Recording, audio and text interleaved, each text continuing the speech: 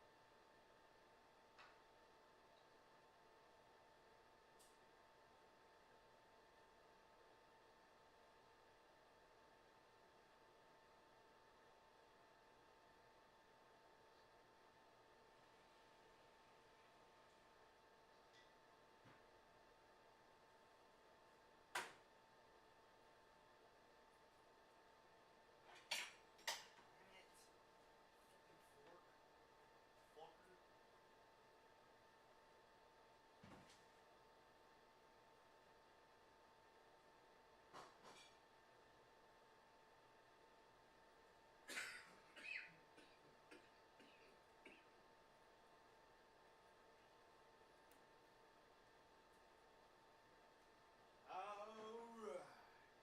That should be good.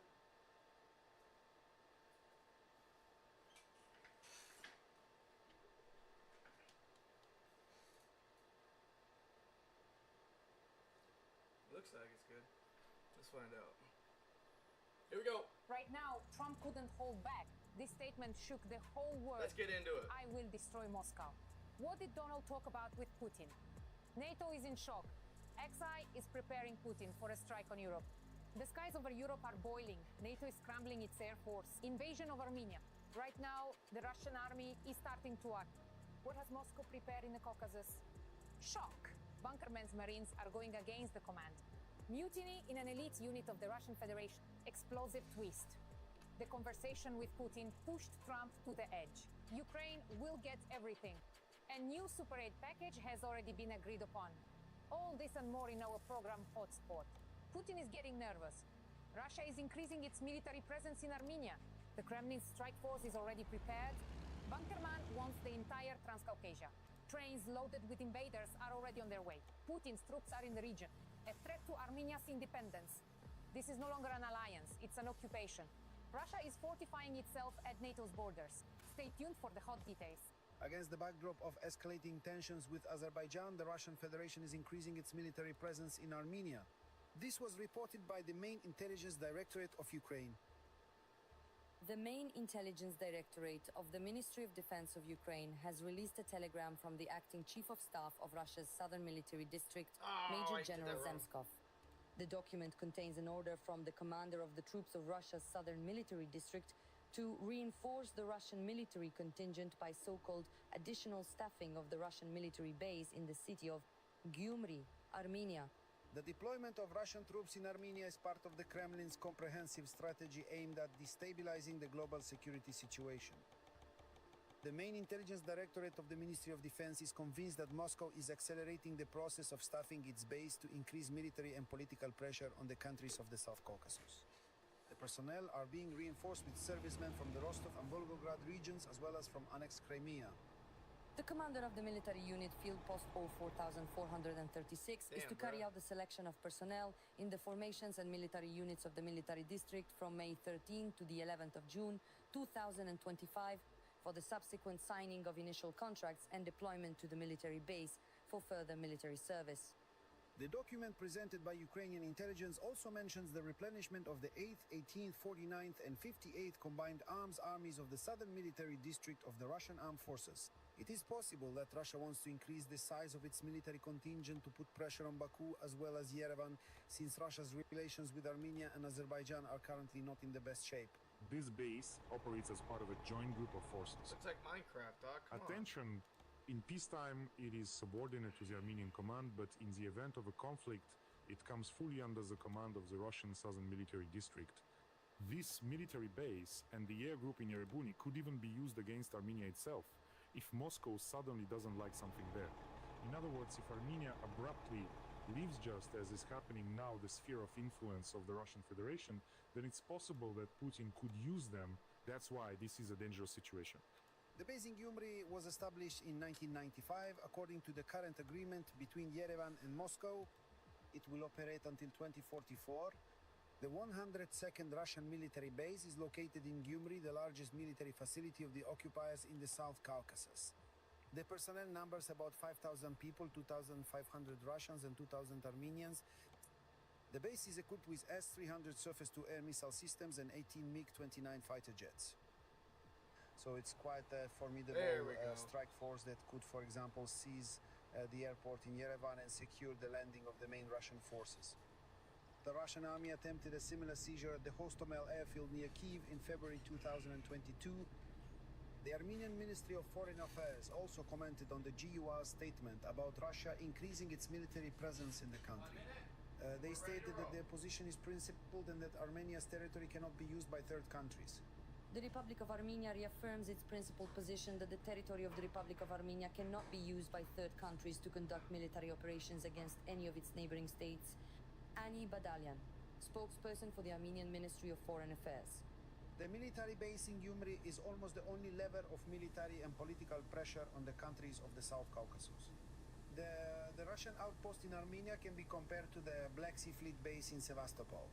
It was precisely thanks to Russian forces in Ukrainian Crimea that the occupation of the peninsula took place in 2014, and Armenia should take this lesson into account to avoid repeating the same mistakes. I'll bomb Moscow the leak of the year. Trump blew up the airwaves.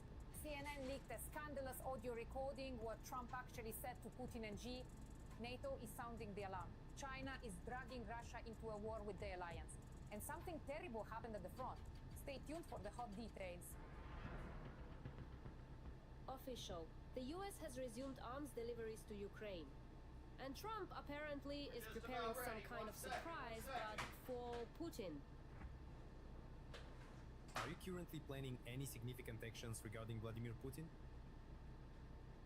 I'm not going to tell you that. Don't we want to make a little surprise? You've never heard Trump this decisive before. CNN has published an audio recording from 2024 in which Trump, at a meeting with sponsors, recounts his conversations with Putin and Xi. I Told Putin, if you go into Ukraine, I will bomb the hell out of Moscow. I'm telling you, I won't have a choice. And he was like, I don't believe you, he said. No way. And I told him, oh yes, I would. He goes again. I don't believe it. But the truth is, he did believe me. Well, about 10%. I told you, he believed me about 10%. But let's go.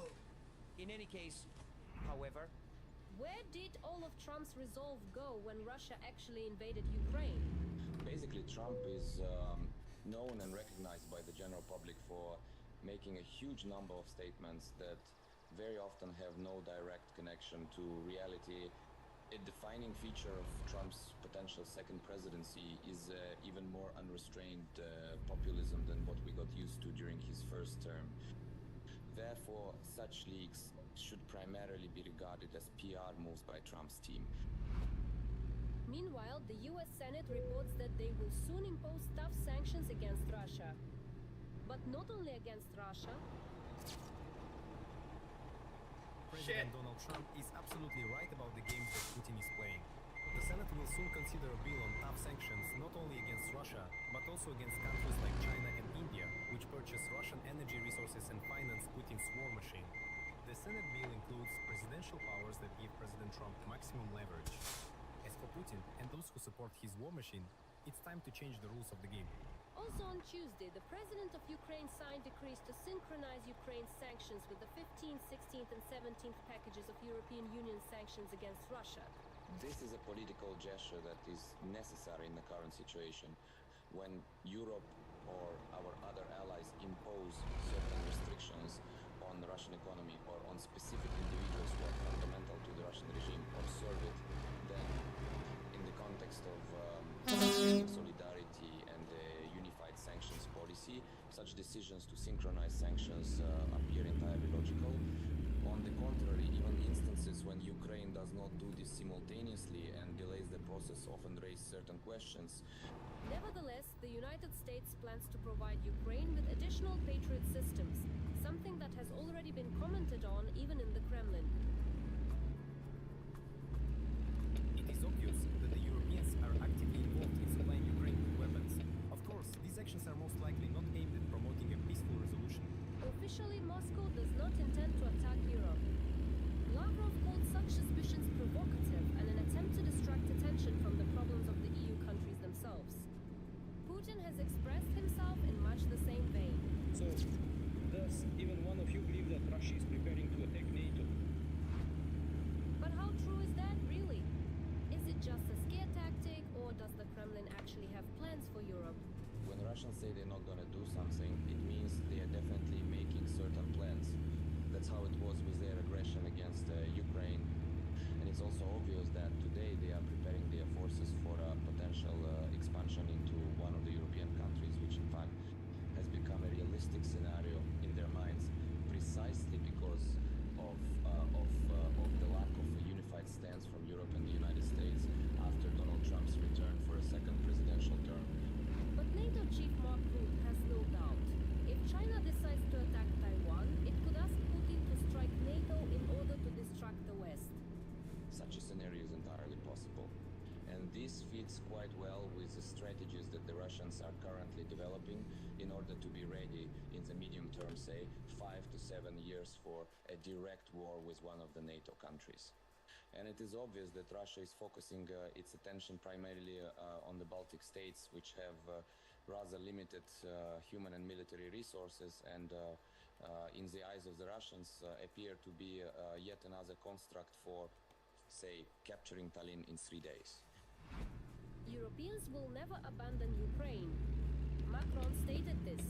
After all, the overall support for Ukraine determines both security, principles, and the possibility of peace in Europe. The army is falling apart at the seams. There is a mutiny in Putin's troops. The Marines of the 155th Brigade are refusing to fight. Being cool and daring is no longer about them. They've been wiped out several times already, but the brigade keeps getting restored. The Kremlin demands cannon fodder. The Marines and thugs are surrendering. Putin is furious. Brigade 404. A new name for the Marines. All the details coming up. We'll go. Stagnation. We want some action. Putin talked about action, and his army made it a reality. There aren't even any of those distinctive obelisks or protective fences set up just yet. They remained silent since the start of Putin's full-scale invasion of Ukraine. But after 3 years, this brigade found itself on the verge of open mutiny, something the Kremlin greatly fears. The commander finds a role for you to accomplish the assigned task. No one would ever send disabled people to assault, never in their life. No one would send disabled people to assault, never. Soldiers are refusing orders, including former Wagner PMC members. Everyone is openly rebelling. Oh, boys. It's just really terrible. We're going to talk about Russia's 155th Separate Marine Brigade. But for some reason, no one tells us that, damn it, the leadership, damn it, everyone is dead by the 155th. Because 4 drones hit the target precisely. A strike by Ukrainian forces in the Kursk region on the 2nd of July eliminated almost the entire leadership of the 155th Brigade. I ask you to honor memory of Mikhail Gudkov and his soldiers. The Russians acknowledged their death during the strike of Major General Mikhail Gudkov, the deputy commander of the Russian Navy. He was the head of the 155th Brigade. A Russian officer, a true soldier of Russia, your husband, passed away while on duty. Gudkov is the highest-ranking loss since 2022. Putin promised to immortalize his memory with a school and a street in occupied 155th Brigade took part in the occupation, where, after the troops retreated, hundreds of dead civilians were found in the Kiev region. The Kremlin took tough measures to rein in the soldiers of the 155th, sending the butcher Akhmedov to them. He has already given the order to eliminate those who refuse to fight. This Akhmedov has a reputation as a cruel and incompetent commander. He sent the occupiers to their deaths without any preparation. What is the 155th Marine Brigade of the Pacific Fleet known for, anyway? It earned the nickname Black Death because it suffered enormous losses. And Gudkov was called the Sickle.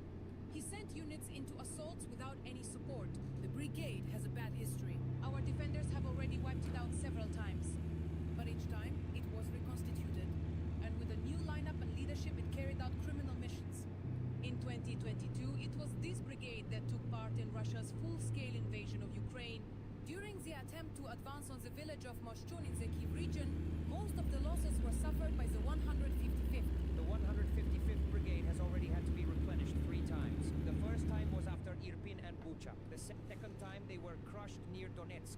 They recovered again, but now almost the entire brigade has been destroyed near Vuhledar. Cool and daring, that's how Putin described the 155th battle. The Marines from the Far East are fighting coolly, skillfully, and boldly. The Russian Federation constantly sends the Marine Brigade on meat grinder assaults under sniper fire. In 2023, after yet another assault in the battles near Vuhledar, only about 8 people were left from the assault brigade. Many were taken prisoner. We called up the 155th Marine Brigade. No doubt the objectives will be achieved. After the Ukrainian Armed Forces operation in Kursk, units of the 155th Brigade were redeployed to the Kursk area. After we arrived, the enemy no longer felt as comfortable trading before, and when they found out that the 155th Brigade had come here, they stopped engaging and prioritized crossing together. The 155th is known for its brutality and war crimes. They continued committing them even on Russian territory. If it weren't for the drive, we would have been a long time. Where are they going, we didn't know. It's way far away. Russian soldiers from the 155th Brigade beheaded a Ukrainian prisoner of war. A video was also released showing soldiers from the brigade shooting 6 Ukrainian servicemen. The assault in the Kursk region ended epically for the 155th. For the sake of appearances, the elite Marines, recalling 1,945, hung victory flags on their tank. In the end, that very elite Russian 155th Marine Brigade didn't even make it to the first line of defense. The 155th, in a column under red flags as if on parade, went head-on into a swarm of drones along a mined road. Don't rub your eyes. We wrote everything correctly. It was indeed under red victory flags, and indeed along a mined road. These aren't planning mistakes. This is betrayal and murder. The commander was blamed for everything by foreign intelligence services without any mention of the botched operation. But soon the Russian Marine thugs surrendered to the Ukrainian armed forces in the Kursk region. At that time, the 155th Guard Separate Marine Brigade of the Pacific Fleet was awarded the Order of Suvorov. Putin also agreed to grant the Marines the honorary title in honor of Kursk. Of course, their request will be granted, along with words of gratitude for everything they do for the motherland. Thus, the legendary Marines of the 155th Brigade of the Pacific Fleet are right now moving toward our common victory, breaking through and reclaiming the lands of my native Kursk region. And the enemy knows them. They know that the Varangians do not retreat. While the command receives medals for brutality, Russia's 155th Marine Brigade could easily be awarded the title of the most unsuccessful unit in the entire full-scale war against Ukraine. Every voice matters. Join our community, support independent journalism, and help us bring you the truth from Ukraine. Become a member of Ukraine today. Join us now.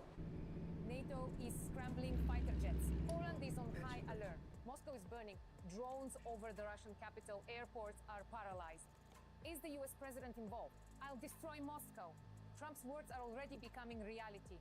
Ukraine will soon receive a new superweapon. The US is preparing a powerful aid package. One of the largest attacks, Russia launched a massive missile and drone strike on peaceful Ukrainian cities. The occupying forces fired dozens of missiles and more than 700 drones. The main direction of the occupiers' attack was the west of the country. Most often, threats were reported in Lutsk. About 50 drones and 5 missiles were headed toward the city.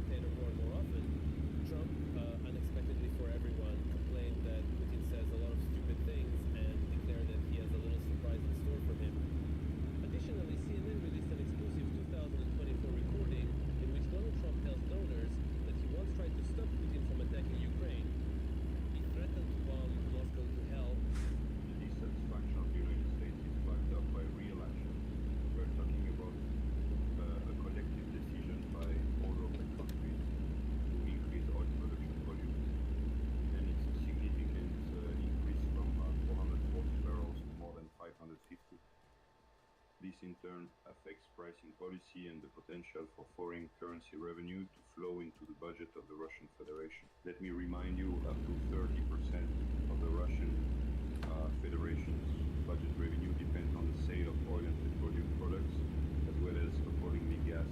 I remind you of Trump's campaign words, if Putin doesn't come to the negotiating table, I'll give Ukraine so many weapons that he'll be forced to sit down at the negotiating table. Additionally, according to American media, Donald Trump is considering the possibility of providing Ukraine with an additional Patriot surface-to-air missile system. Apparently, this concerns supplies both from the United States and from our European partners, primarily Germany. In addition, the possibility of transferring SAMP-T surface-to-air missile systems of Franco-Italian production to the Ukrainian side is also being considered. And while Ukraine awaits new weapons, the Ukrainian armed forces continue to hold back the enemy on the front lines. The Russian occupiers have amassed huge reserves and are trying to use the summer period to advance as much as possible on the front. This refers to expanding the theater of military operations into new regions of Ukraine that have not been incorporated into the Russian Federation by decrees of the Russian dictator. First and foremost, this concerns the Sumy and Kharkiv regions, as well as the threat of advancing into the Dnipropetrovsk region in order to expand the theater of military operations. In my opinion, this is an element of military political blackmail. In other words, the Russian Federation is proposing a so-called territorial exchange. Currently, one of the most active sectors of the front is the North Slobozhansky direction. Intense fighting also continues in the Pokrovsk, Novopavlivka, and Lyman directions. The most active efforts are accordingly the Russians' attempts to organize an operational encirclement in the Kostiantynivka direction. This includes pressure from the Toretsk side, as well as battles in the areas of Olonka and Delivka. Unfortunately, there have been some tactical successes. The distance to Kostiantynivka is now less than 10 kilometers. The Pokrovsk direction accounts for about 40% of the total number of engagements. The occupiers are mainly focusing on expanding the so-called wedge in the positions of Ukraine's defense forces between Pokrovsk and Kostiantynivka at the so-called Melinivka junction. In the Lyman direction, there has been a sharp escalation of the situation with the threat of an advance toward Siver. Meanwhile, Taiwan is preparing to launch the largest annual military exercises in its history. This was reported by Bloomberg. The Hengquang exercises, which began on the 9th of July, will last for 10 days. Putin has infuriated Trump. This is the end of the bloody dictator. Even more weapons will be sent to Ukraine. A powerful aid package for Kyiv. The response to the Kremlin will be tough. Trump couldn't hold back. Putin was talking nonsense. Now Ukraine will get the maximum. This could change the course of the war. US President Trump stated that he is not satisfied with his phone conversation with Putin, so he will send more weapons to Ukraine.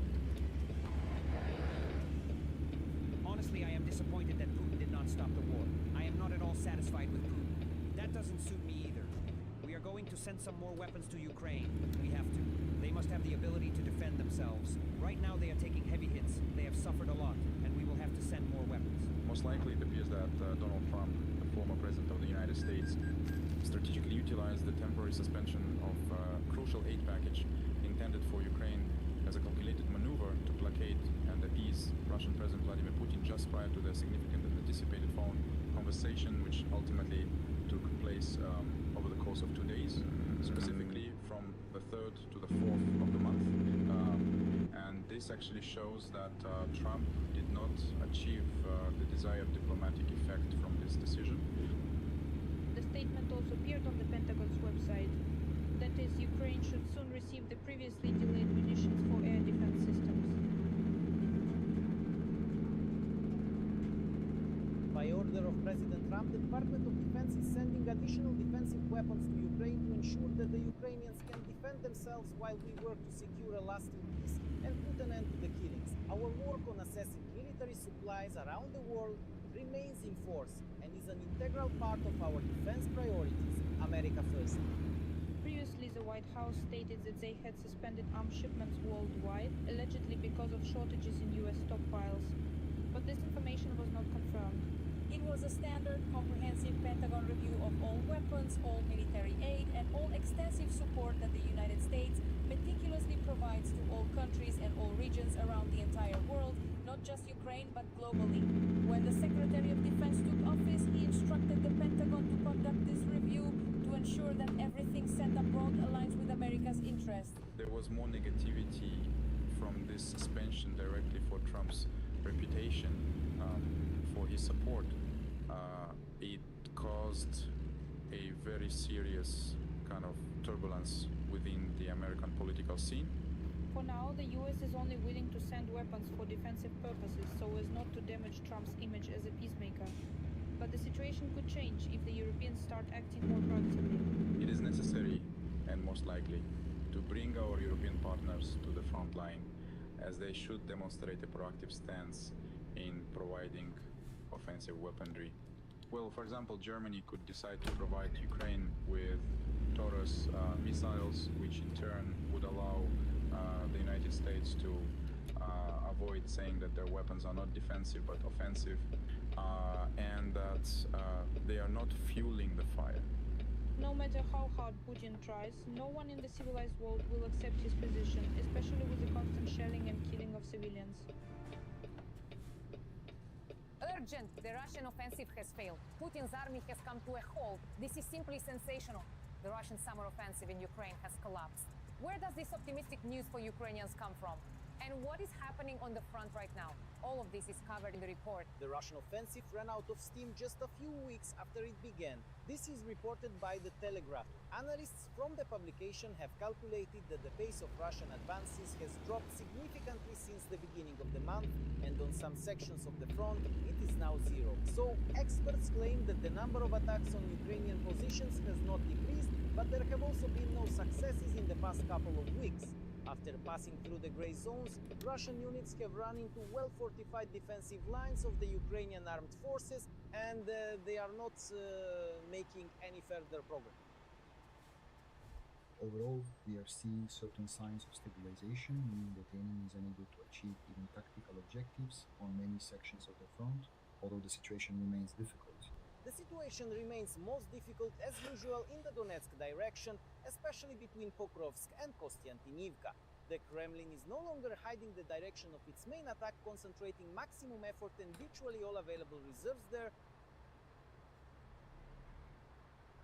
Let me make it clear with you. Dozens of times they've tried to capture Donetsk region and break through in directions such as Pokrovske, Novopavlivske, Toretskietes are the main axes, and over the past day there has been increased activity there, as well as in Chasiv Yar.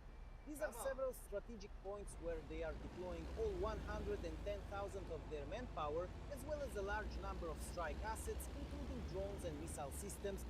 They keep sending them up constantly. They've concentrated a lot of anti-aircraft missile systems there. The Institute for the Study of War believes that this summer Russia will not be able to come up with anything new and will essentially continue the offensive that began in the spring. Nevertheless, experts note that in addition to all the existing directions, Russia also wants to add the Zaporizhia direction. Our command sees this. We are preparing counterattacks in this area, specifically in the direction of Zaporizhia, Tokmak, and well, Robotyne is trying and will continue to try to attack. But our side is ready and we are already openly talking about it. That is, the enemy hasn't hidden anything anymore, so we are deploying all means for counterattacks at longer ranges and then directly at the front lines. Our military is also managing to hold the situation in the Sumy direction. Having completely stopped the advance of the Russian forces here, the Ukrainian armed forces are even managing to launch short counterattacks themselves. At the same time, the situation here was stabilized in part thanks to holding a section of the bridgehead in the Kursk region. The enemy's best assets, so to speak, are their airborne troops, air assault and parachute regiments and, accordingly, high-level firepower. That's why this sector has stalled and many are dying. Another area where Russia is losing dozens of assault troops every day remains the Kupiansk direction. However, soldiers on the ground report that even here the enemy is making no progress. Despite essentially having an advantage in both manpower and weaponry, this onslaught can be held back due to the lack of experience among the newly mobilized assault units. The enemy having such a colossal superiority in some breakthrough areas, the force ratio can reach 1 to 7 or even 1 to 10. That's no secret either. Nevertheless, they are not achieving the kind of success that such a colossal superiority of forces and resources should have guaranteed them. At the same time, apparently, after counting their losses, the Russian Federation decided to stop relying on technology and chose to fight solely with manpower. The Ukrainian armed forces note that in 80% of assaults along the entire front line, soldiers have stopped being provided with motorcycles and vehicles. And obviously there's nowhere left to go anyway. Those kinds of advances, like at the beginning of spring when the occupiers would dash across entire fields on ATVs and buggies, are long gone and best forgotten. The situation has been stabilized on a global scale. Overall, if we're talking about it, yes, there are advances in some individual sectors by a few hundred meters, but we are keeping the situation under control, and accordingly, the enemy has no prospects contrary to what Putin claims about having offensive potential and using it as leverage against negotiators in Istanbul. At the same time, the recent words of Commander-in-Chief Sirski come to mind that Ukraine will not spend the whole summer sitting in deep defense. So most likely, after the front is fully stabilized, it will be the Ukrainian armed forces from whom we should expect advances. That's all for now, and for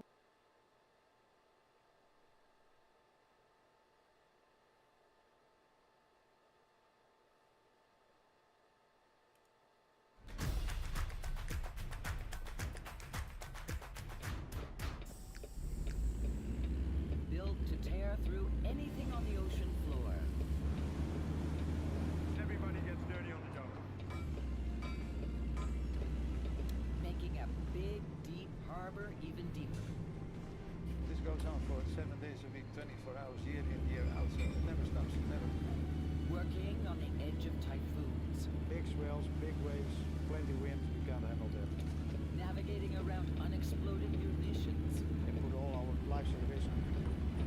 Just business as usual for the super dredger Ibn Battuta.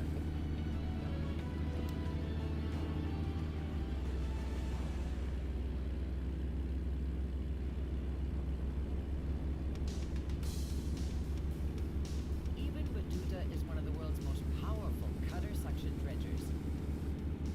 Good in position. Built to dig channels and harbors deep enough for today's largest ships.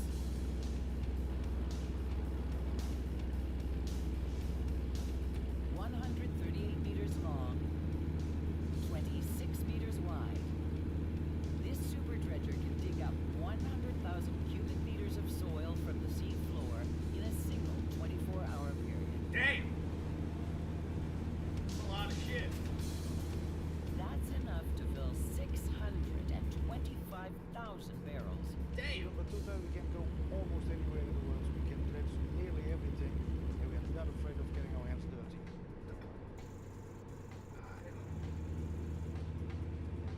Rene Reeks has commanded this vessel for the past 3 years.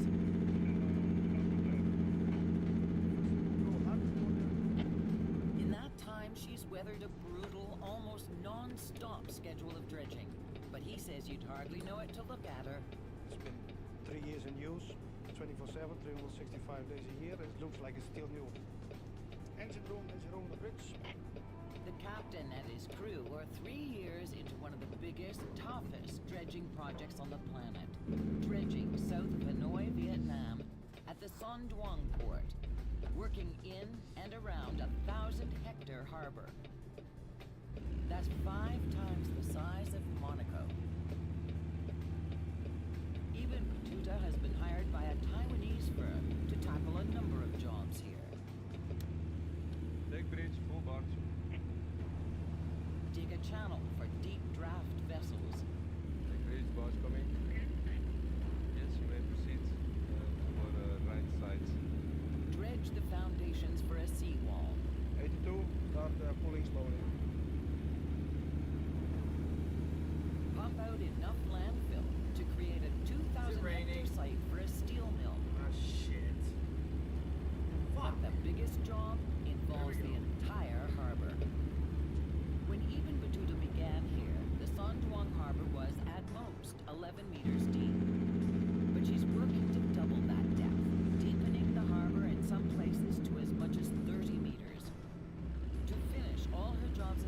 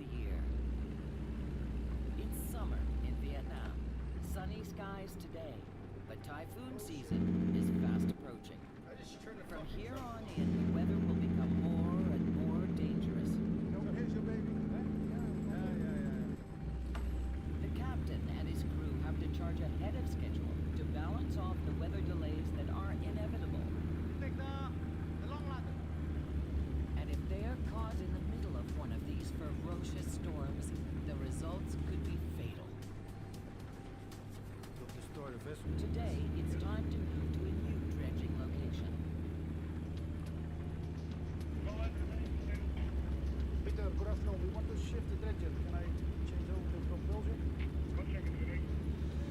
Moving a ship this big to a very precise spot is no easy task. Even Batuta reaches the general area on her own. We have to shift about almost 450 meters. But now, she needs tugboats to push her into the exact right place. Yeah, we need them, otherwise we can't get into position. 205, slowly please. 88, Batuta, you start pushing, again slowly please. Next up, setting the anchors and lines that drive the cutter head across the sea floor. On even finally up to an onboard team of workboats. I like the fresh air, I like to stand in the cold, I like the wind, the rough weather, I like the tension, I like the adventure, This is wonderful.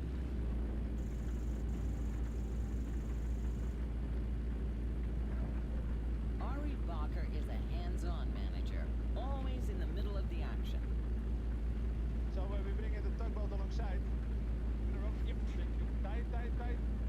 Ari's crew ties their tugboat to the pontoon.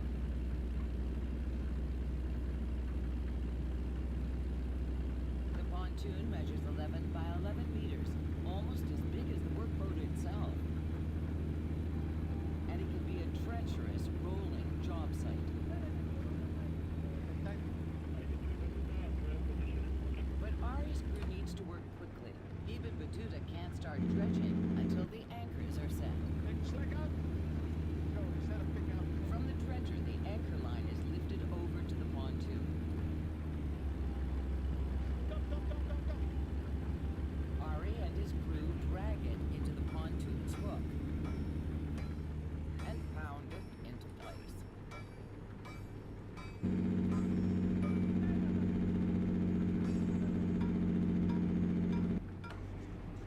The cable is now connected to the pontoon. Let's go. While the pontoon is hauled away from the ship, another workboat transports the anchor below the waterline. Right now, every second counts. Until Ari sets the anchor, the entire operation is on hold. The cutter suction dredger, even Batuta, is working off the coast of Vietnam. Anchor's holding. 205, you can clutch out. 88, can assist. Her mission? To dig up a massive harbor and make it even deeper. Captain Rene Reeks and his crew are rushing to get ahead of schedule before typhoon season hits. Bad weather can shut them down for days at a time. It's never boring. Never a dull moment. There's always something going on. Today, the ship is moving to a new dredging position at the south end of the harbor. She's going to dig a trench to lay the foundations for a seawall. But she can't start to dredge until the water boss Ari Bacher positions this pontoon at a 15-ton anchor. The anchor is being hauled below the surface by a workboat. Ari's tugboat drops off the pontoon floating 150 meters from the ship. Let's slow down, please. Now he needs to move onto the workboat hauling the anchor. 150 meters away from the pontoon, the workboat will drop the anchor into place. The anchor connects to the pontoon with cables that run to the ship. Winches on board the ship will pull wires, moving the cutter head back and forth, keeping her in place while she dredges. Ari's workboat moves the anchor into position. Batuta well understood, we drop the anchor. Then slowly lowers it to the sea floor. So we're lowering it at the moment. We can put this thing anchored in 1 meter actually. We have to get it in the right position. The longer it stays here on this bottom floor, the longer they can dredge. But sometimes we have lots of trouble with the current. We get too much current and we have to play around with the anchors, try another position, give some more slack. Okay, we drop the anchor slowly now. The weather is okay, but when the weather is very rough and bad, it's very tricky to be out here. The waves come over. We get soaking wet and we might fall over. bottom. Some 20 meters below the surface, the anchor is holding. The anchor is now in position and the Batuta can start dredging.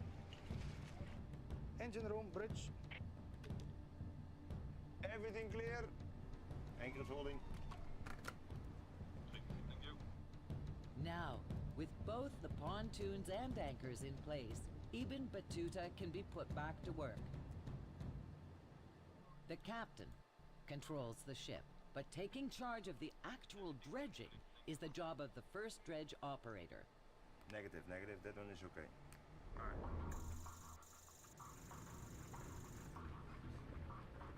Evert Habering is taking the day shift at the controls. He's on duty for 12 hours at a time. We can go. Looming high above Ibn Battuta's deck are two 46-meter-tall cylinders called spuds. The ship pivots around them as she dredges back and forth. First, one of these massive spuds must be dropped through the deck into the water below. Evert, lower the spud. Spud is going down. Evert releases one of the spuds. It drops through the hull and sinks 2 meters deep into the sea floor. Gravity does all the work, pulling the 195-ton spud down. 50 meters more, Evert. 50 meters more. Almost touching. Spud is on the ground.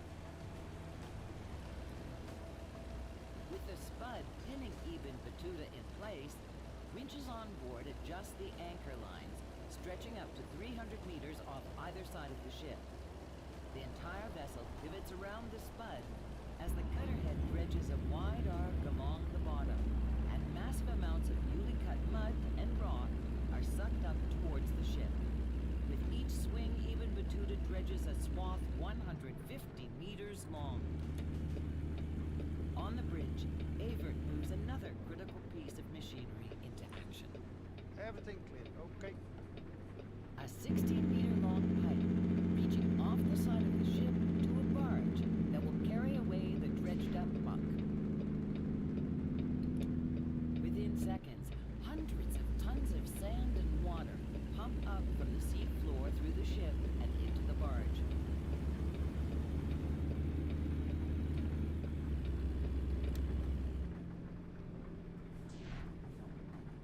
Tied up alongside, the barge moves back and forth with Ibn Battuta as she dredges.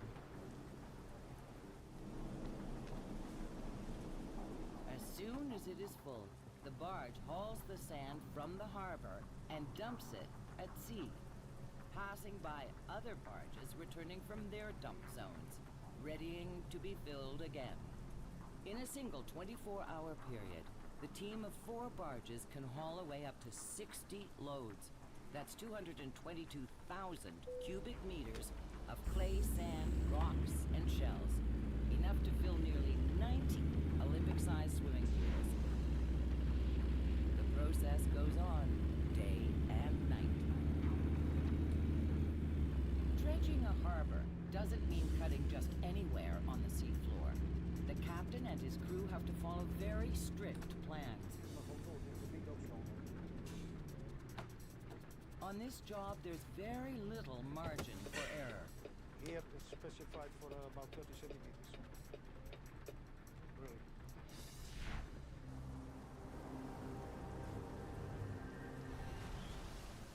Three days dredging at her new location, Ibn Battuta seems unstoppable. But then, a routine inspection finds a problem with the cable that lifts and lowers the cutter head. Captain Reeks and Evert inspect the cable. Severe damage. Okay, It's too big damage, you have to change the wire. This may not look like much, but small tears can trigger a major disaster. Worst case scenario that it's being worn more and more particles will break, and at the end the strands will break, and then the complete wire will break, and the cutter ladder will fall down and will be on the sea bottom. Captain Reeks makes a tough decision. he orders all dredging stopped. Now it's a race to repair this wire as fast as possible. Off the coast of Vietnam, the cutter suction dredger Ibn Battuta has put all work on hold. The wire that lowers her cutting head is fraying. A repair crew is on the job. But the pressure is on Captain Rene Weeks to see his ship back at work as soon as possible. Every 24-hour delay costs more than $200,000. And every day brings the ship closer to typhoon season. We don't want to be down. It costs a lot of money. It's a fortune. We don't want to stop. We want to continue. The crew cuts out the frayed section and splices in a temporary link. A new wire will be brought in during the next scheduled maintenance. Okay, Nick, 2 wires are connected. Once again, the cutter head is lowered to the sea floor. And Ibn Battuta is back on the job, digging the foundation for the seawall. As she pivots across the dredging zone, barges come and go to catch all the sucked up sand and clay. She never stops dredging. On the bridge, Captain Reeks keeps a close eye on all the traffic.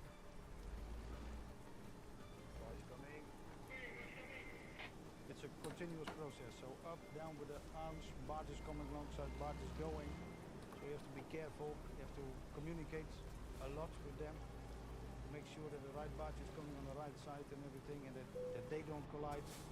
So it's, yeah, stressful. Esther. Leo Battuta. Nori. His barge, the Liu, is 100 meters long. Parking a vessel this big alongside a stationary dock is challenging enough. But Ibn Battuta never pauses in her work, swinging back and forth, dragging her cutter head across the sea floor, making this mooring far more difficult. Reducing speed now. Okay, boat thruster is running as we are ready for mooring. Pushing the dredger. Even empty, the barge Liu weighs almost 2,500 tons. The current pushing me towards the dredger at the moment. And if the current pushes them into a sparring match, both vessels will lose. That's why I keep more distance. I keep a safe distance between the barge and the dredger. 2 meters backwards, and we in position. Working against the currents, Captain Tunic makes a safe landing. Both sidelines secure, thank you. On the hooks.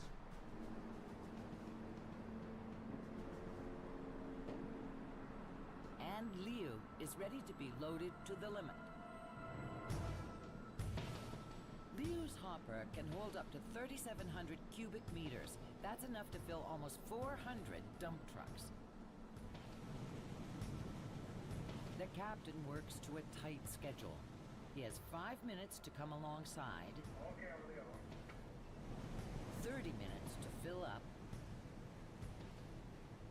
5 minutes to cast off.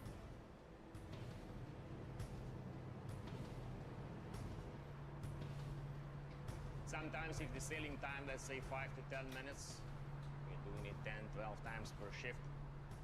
Sometimes you can have it sailing times in hours. 2 hours, 2.5 hours. After sailing 30 minutes outside the harbor, Leo reaches the dump site. Okay, I start opening the barge. 8 degrees. And the mud just drops into the sea. Starting the hydraulic pumps.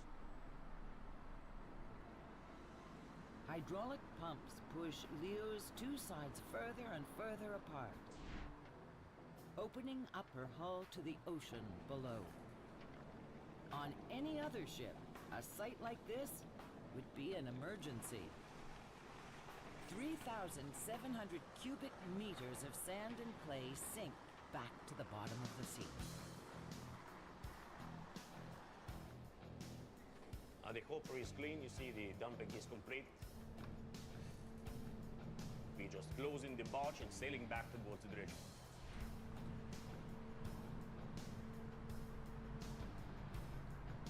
There's no time to sit back. Captain Chichunik needs to return to Ibn Battuta in the next half hour. I cannot leave. This operation has to keep moving 24/7.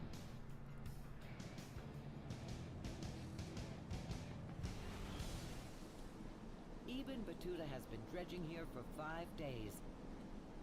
The seawall foundation is almost done. But hours later... Put your bow bollard, so the way is very short. Put your rope on your bow bollard. An approaching typhoon turns the sky dark. Let's get it back in. Winds and swells are so strong the 13,000-ton ship is rocking from side to side. But Captain Reeks is determined. He wants to stick it out as long as they can. Some strong winds coming up. Maybe a cyclone. We are exposed right now. Wind and waves, everything we got here. Because it's like an open sea. There's nothing to protect us. At the controls, the ship's other first dredge operator, Nick Carton, struggles to continue dredging and keep the cutter head safe. APA's gonna help us. Now we are dredging a little bit on the limit now. On the surface, the swells are pitching the ship up and down.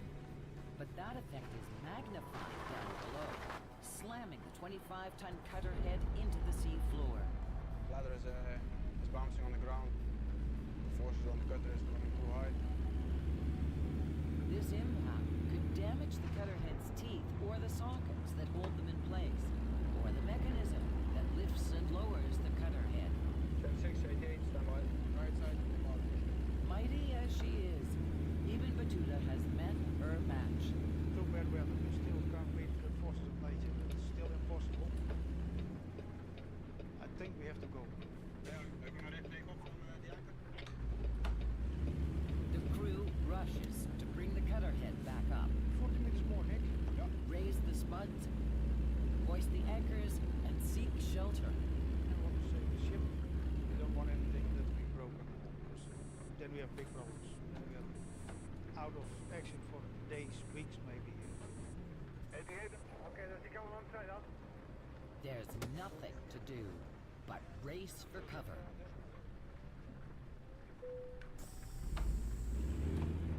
After fleeing a raging typhoon, Ibn Battuta returns to the harbor she has been dredging for the last 3 years. Okay, Rodel, slowly down with the crane. Big one in, small one out. The 24-hour delay has come at a cost of more than $200,000. But the ship can't restart dredging yet. In the struggle to seek shelter from the rough weather, one of her anchor wires snapped. It was attached to the pontoon that connects to her anchor. These anchor wires are crucial to the operation of the ship's cutter head, dragging it across the seafloor as it cuts and dredges.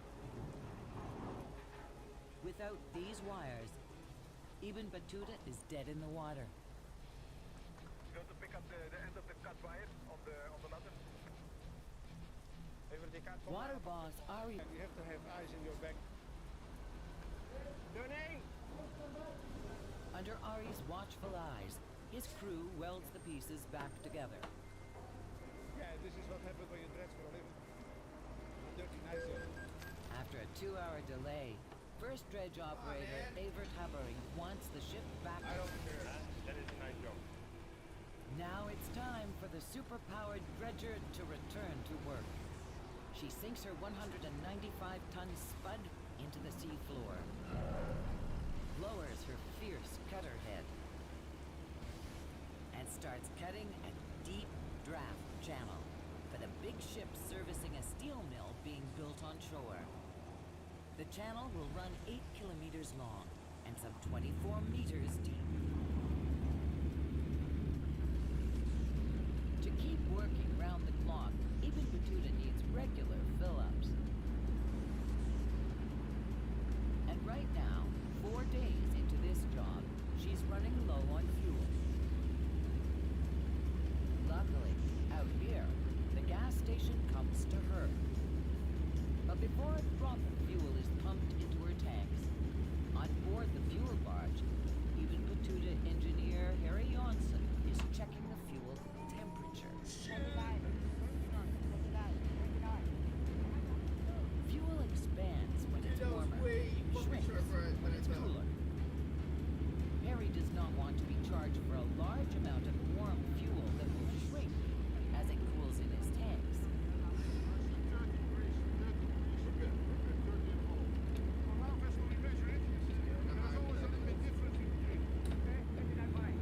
While Harry deals with loading fuel, on the other side of the ship, Chef Marco Rusendahl loads up with food delivered by a workboat.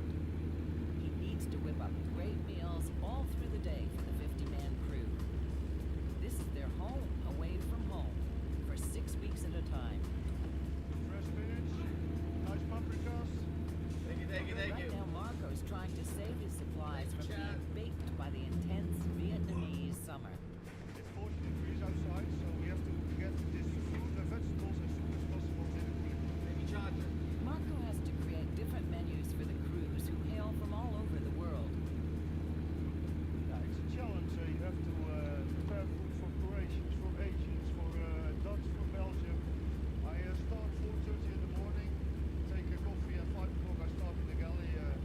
From 6 o'clock the breakfast start. A little bit more spiciness. Payoff is that everybody's happy every day about the food, and that's it. I hope you guys like it also. Lunch is an hour away. No time to slow down for Marco and his crew. Oh, it smells so good.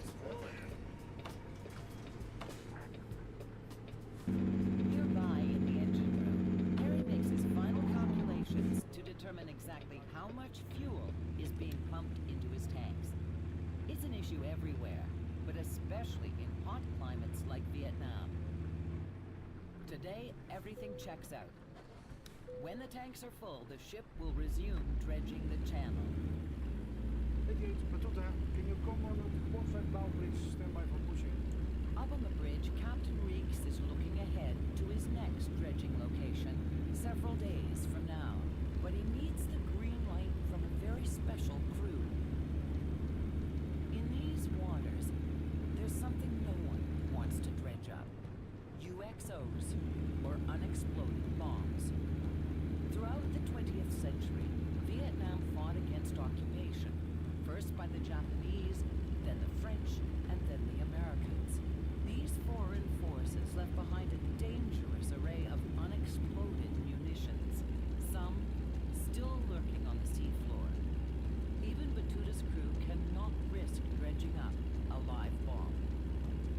To make sure this never happens, the dredging company has hired a special team. Jean-Paul Pisker, Ruben Bar. If there are bombs or UXOs on the seabed, this is definitely the best way to find them. So now we wait for 70 minutes before it comes back.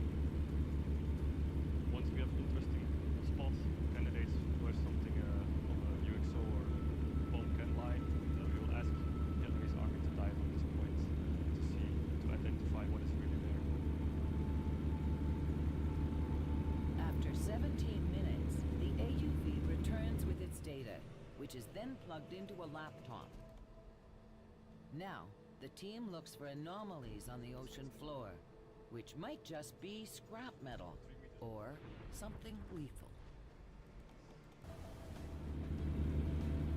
But she can't do that until her special advance team, scouring for unexploded bombs, gives the all clear. Snapshot. We can find ammunition from the French period. We can find ammunition from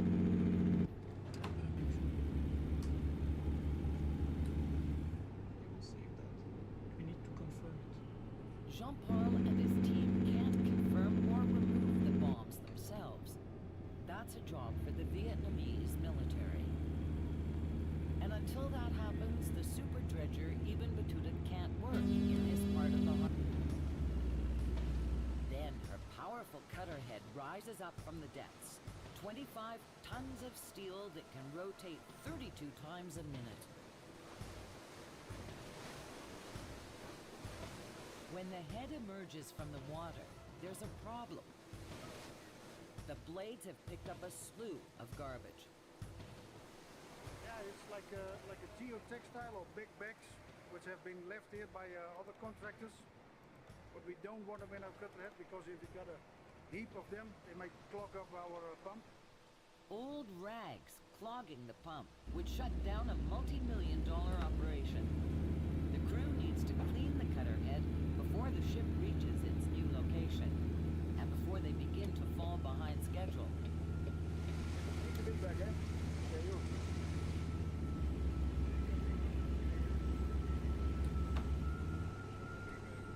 Her cutter head cleaned up, the ship moves to the new work site inside the harbor.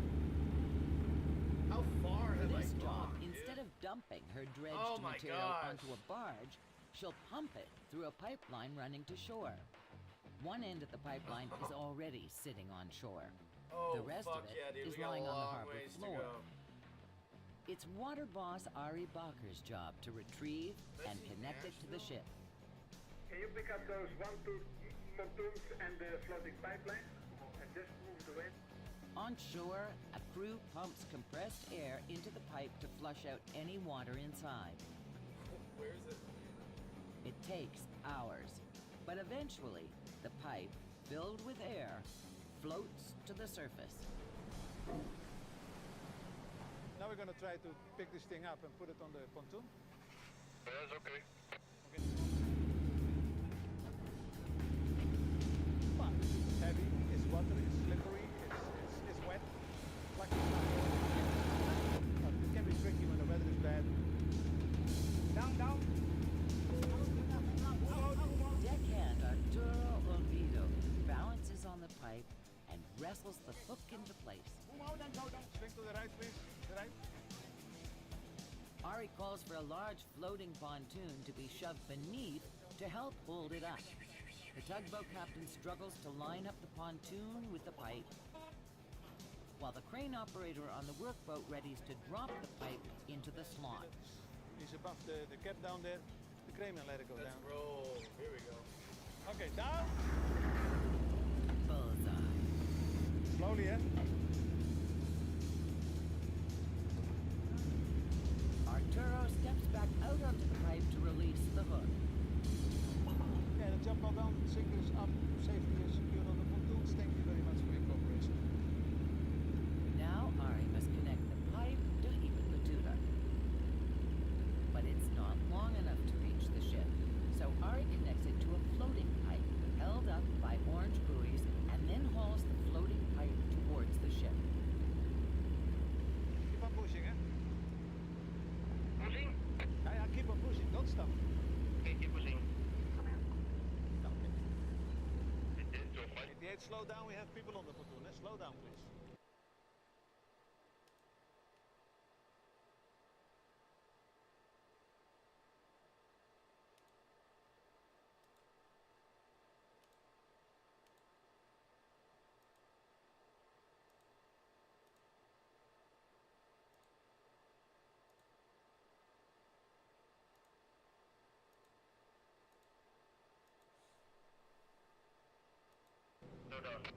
At every moment, Ari watches out for his crew's safety. And his concern is more than professional. Yeah, we're very close to the crew, so you know the ins and outs of the guys, you know the family, you know the stories, where they come from, when they go home, where they live, how they eat, what they do.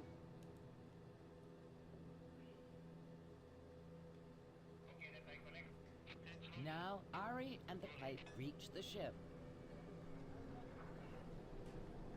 She's been sitting idle, waiting for his team to complete the connection. Without this connection, no dredging.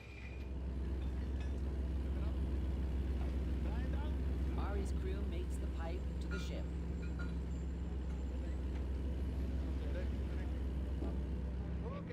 Okay, no more. Upside down. Time to lift the pontoon out of the way. Swing.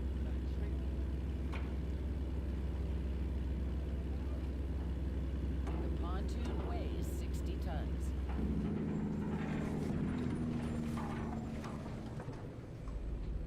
Make sure it comes up right, eh? Andy, come alongside to pick up the bottom. Come on.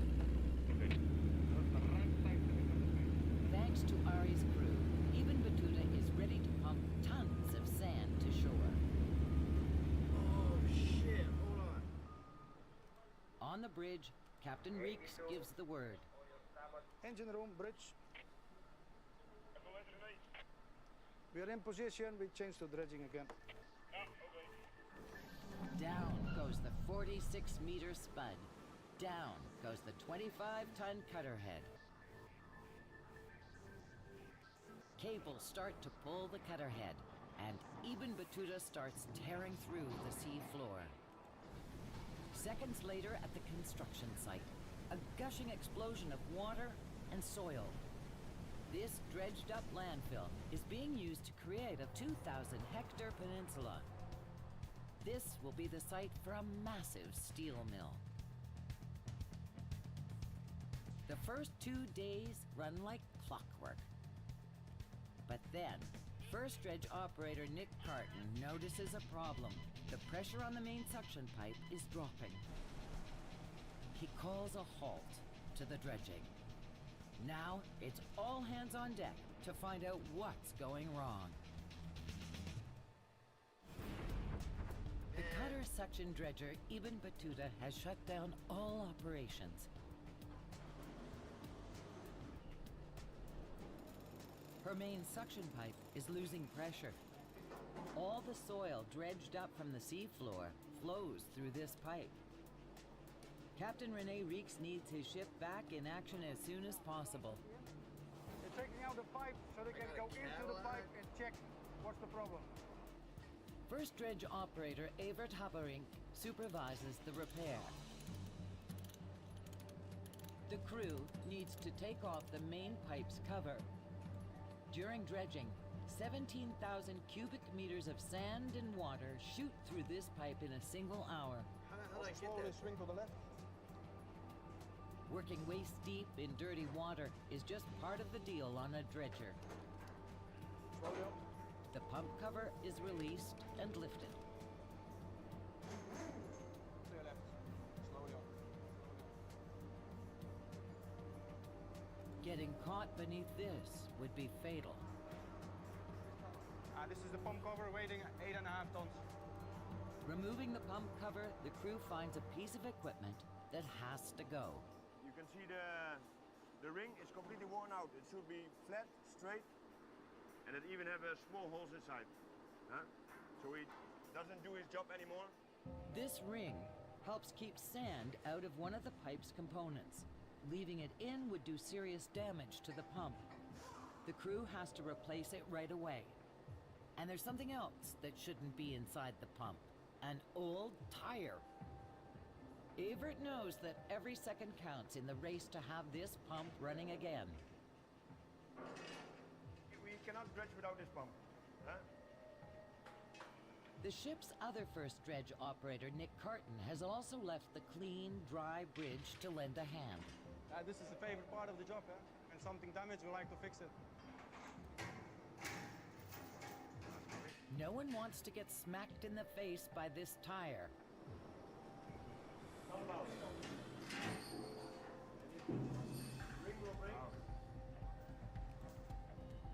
With the dredging pipe open, Evert looks inside for other possible damage.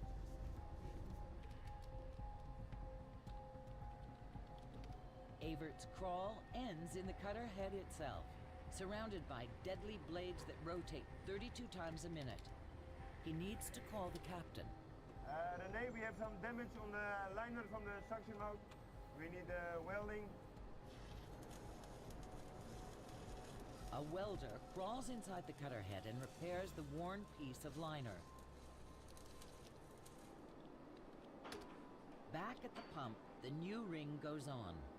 rail, full speed up, it's all yours. Until the crew reassembles this pipe, the ship can't dredge. Okay, stop, only down. Pressure is on everyone to finish fast. Okay, more down. More. It's almost in.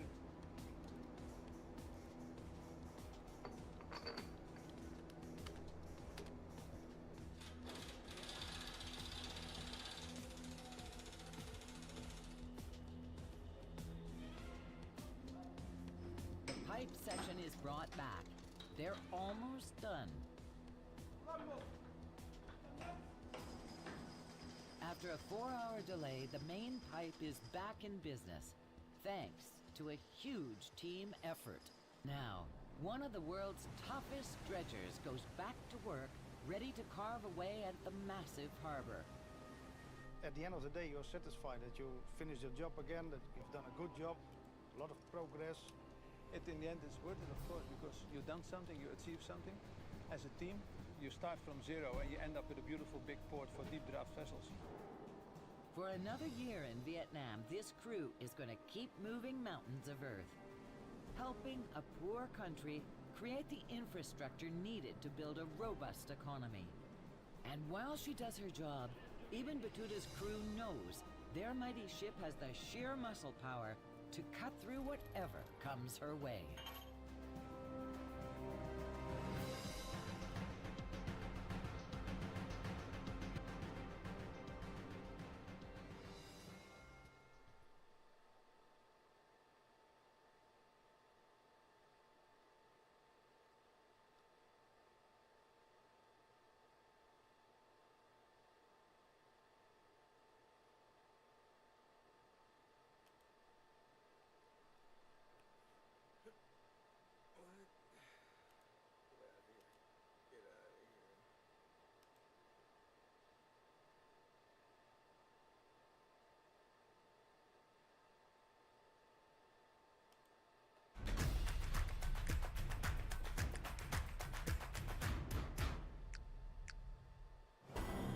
She's the workhorse of the North. It's hard, it's harsh, it's cold, it's windy, it's extreme. Engines stable, 950 is on the roll. Flying to the most unforgiving place on Earth. Now we go up north. That's where the men are separated from the boys. Boeing 737-200C, the best combination aircraft for Arctic flying. Sometimes you need more cargo, and some other day you need more people to go in. Servicing the world's coldest gold mine. Without that plane, we would be having a very, very difficult time. 2 weeks from now, when I see that plane coming in, I couldn't be happier. Where conditions can turn deadly in seconds. It is a one-shot deal, and there's no room for mistakes. All right, let's go.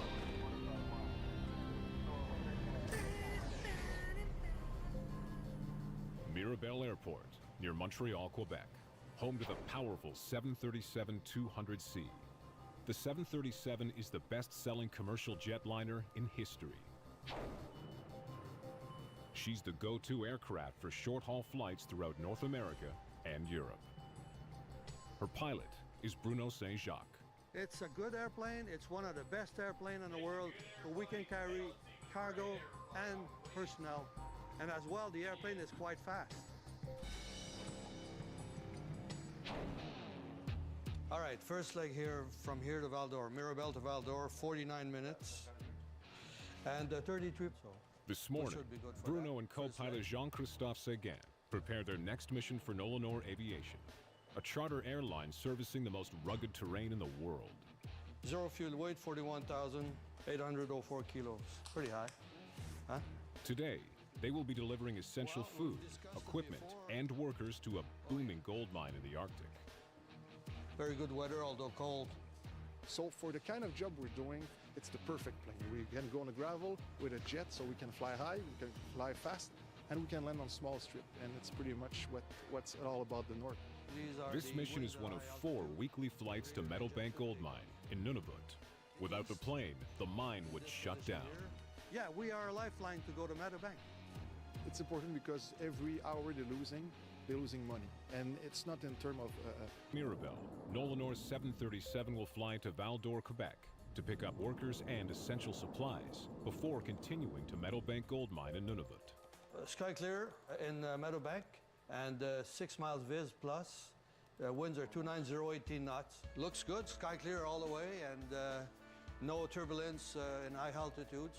But flying close to the North Pole, the weather can change in an instant. Anything could happen because Baker Lake is so near Meadowbank. It's only 40 miles, and it's advertising 2 miles in ice crystal blowing snow.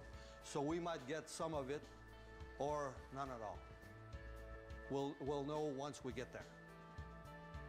Vet du hvem er senkt? Nå skal jeg Ja, men ikke det meg er bra. If any pilot understands the challenge of flying in this vast region, it's Bruno. I have 22,000 hours flying up north, and that's where I live. That's where I am, up north.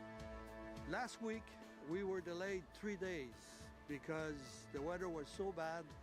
There was a wind up to 40 knots, which is about 55 miles an hour, with snow. In Nolanor's hangar, flight engineer Savas Alexiou reconfigures the 737 for today's cargo. Shipment has extra cargo. That means losing 18 passenger seats. So we're gonna end up being able to put 3 pallets instead of 2, so we can make sure that the important cargo is gonna come on board. This 737-200C is a combination cargo and passenger aircraft, or Combi for short.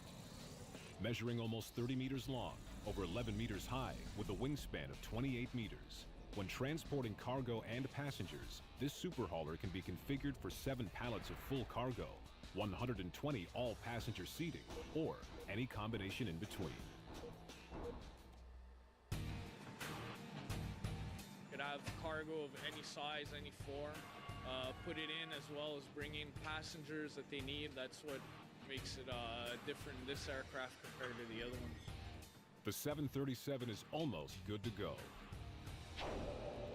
Today's shipment is heading 2,300 kilometers north to Meadowbank Gold Mine. Meadowbank produces millions of dollars of gold every year. We mine approximately 30 million tons of rock in a year. Out of that, a little over 4 million tons is ore.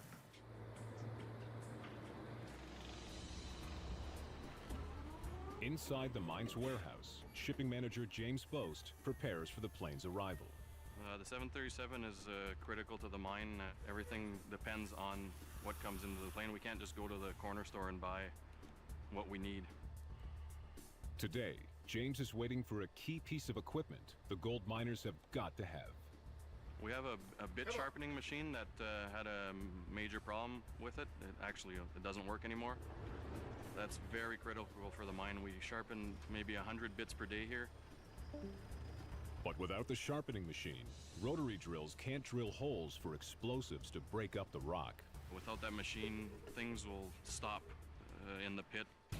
Keeping this place running 24/7 is a tall order. Temperatures of 40 degrees below zero and over 120 km/h winds wreak havoc with production. The weather we have here, the extreme cold weather, is very hard on parts, so things do break more often than other locations. James is also waiting for 3 hydraulic cylinders for a damaged excavator. So these cylinders are a pretty important part at the moment for an excavator that needs them. Without it, workers won't be able to scoop up over 80,000 metric tons of blasted rock a day.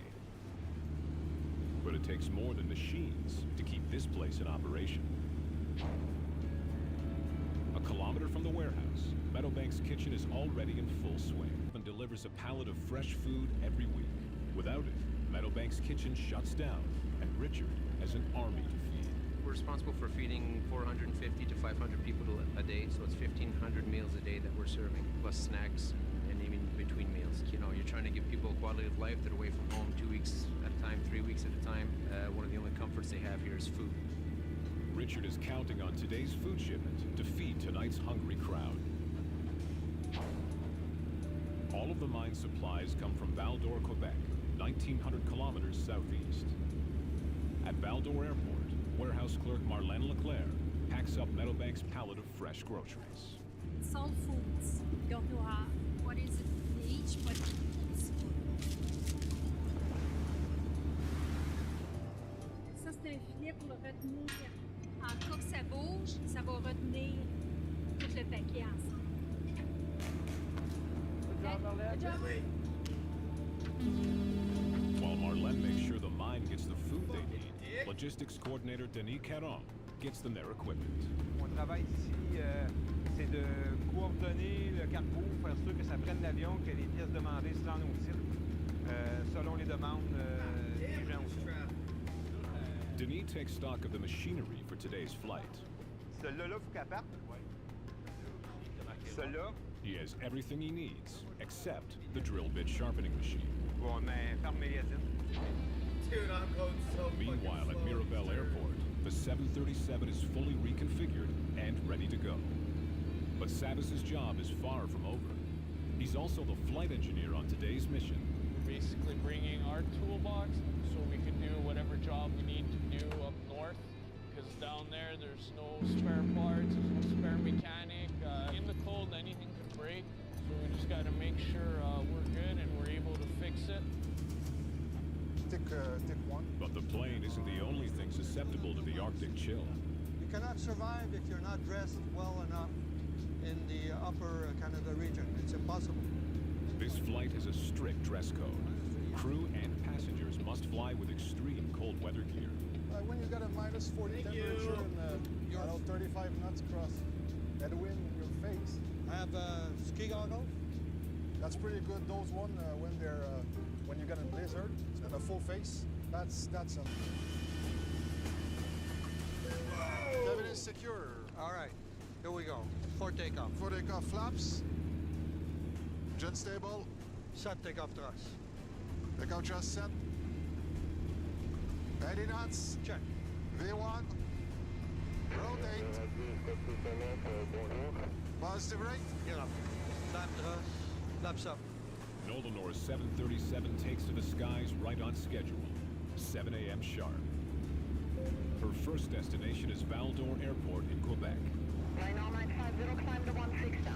90950 is clear 16,000. This leg is a quick 50-minute hop, with only 5 minutes spent flying at altitude. The thing is, a jet, you want to go high and fast, but you don't want to burn your fuel staying low. For us, it's a rush because as soon as you're done taking off here, you already think about the descent and the approach. Just cancel the IFR with Montreal. We're going for the runway 36. I'll be there in about 10 minutes. The 737 is on its final approach to Val-d'Or. But on the ground, Denis Caron is missing a vital piece of cargo for Meadowbank. The drill bit sharpening machine hasn't arrived. And if Nolanor's 737 doesn't deliver it today, work in the pit could come to a standstill.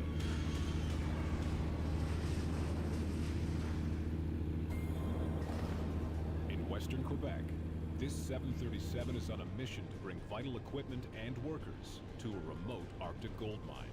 Any checklist engine star switches? Speed brake? Speed brake, I'm green light. Any checklist complete? First stop, Val-d'Or Airport to pick up its entire payload. During that time, we need to load the cargo, to fuel, load the luggage. Everybody got his job to do. If we do it right, we can make quick turnaround. But on the ground, in the airport's warehouse, a vital piece of mining equipment is missing. Logistics coordinator Denis Caron tracks down the drill bit sharpening machine. Salut Yves, Denis. Ouais, ça va toi? If the 737 doesn't deliver it to Meadowbank today, mining in the pit will grind to a halt. Il reste 10 minutes avant que l'avion arrive. Ma pièce devrait arriver d'environ 10 minutes elle aussi. Donc tout devrait concorder comme prévu. La pièce va être sur l'avion ce matin. Hey, ça va? Ça va? Heading up the loading effort is Director of Cargo, Denis Héroux. On sur la machinerie, on load l'avion, les bagages, ainsi de suite. Et on fait ça le plus vite possible pour que l'avion soit le moins longtemps à terre. Regarde, on importe le vasseur qui sont là-bas. Okay. Ils vont embarquer en dernier de tout. Denis gets a jump start on the rest of the cargo. The plane is minutes from touching down. First up, a week's supply of food for 500 mine workers, double wrapped for freshness. Next, the mining equipment. 2 cylindres, tout ça s'embarque. OK. C'est bon? Oui. Perfect. The hydraulic cylinders are needed for a broken excavator at Meadowbank Mine.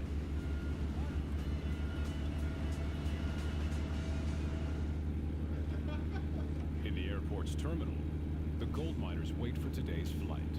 And at least one of them is ready to get back to work. Just finished days off. Been a good 2 weeks at home, spent New Year's at home. Now we're going back to work, back in the really cold. Gonna have some fun. Break machines. Up above, the 737 is on final approach. I'm gonna descend on the low. Come on, guys, I gotta get you off the side of me. Captain Bruno Saint-Jacques takes her in for landing.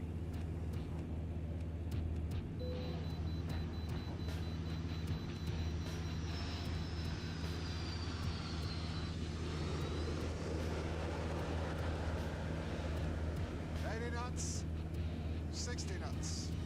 Back tracking runway 36. First line of business, refuel the plane. Even though the flight to Val d'Or was under an hour, the 737 flies high and fast, and she's a gas guzzler. Now, flight engineer Savas Alexiou readies the plane for today's load. Time is ticking. I want to see if the loose cargo is coming on board or not, and that's about it. Co-pilot Jean-Christophe checks the status of the drill bit sharpening machine. Salut JC! Ça va bien? Parle-moi en français. OK, c'est mieux. C'est quoi la grille? La bite, ouais, c'est arrivé. Parfait. The sharpening machine is on site and almost ready for shipping. Come on, laptop, hurry the fuck up, dude. On the tarmac, loading is underway through the 737's side cargo door. It's one of the unique features of this combination aircraft.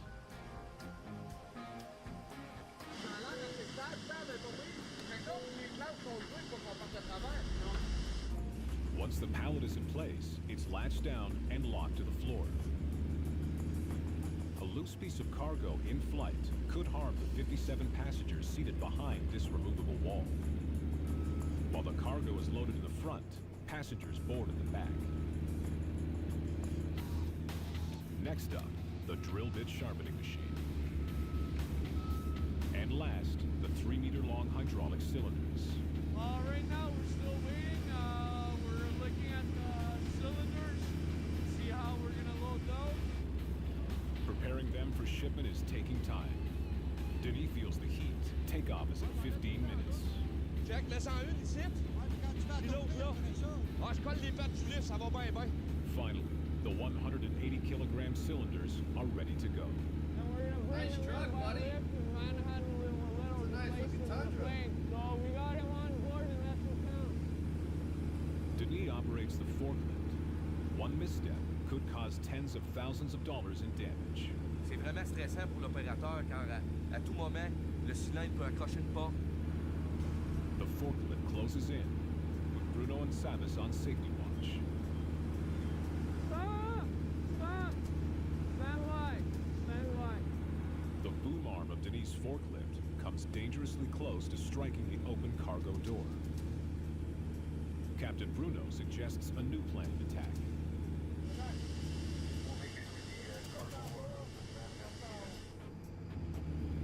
So that's the second position of our door. There's two positions on it. Canopy, which is the regular opening, and full canopy when we need the extra height and clearance. It's a tight squeeze, maneuvering the 3-meter-long cylinders through the plane's 3.3-meter opening. Whoa! Whoa! Good there. Check le bout de la palette. Ah. Getting them in place is only half the battle. Now Savas needs them to stay put. So we're just strapping down the area, make sure it doesn't move on takeoff, landing, and all the way through the trip. So since it's an odd type material and not a basic pallet like this, it's just a little more complicated.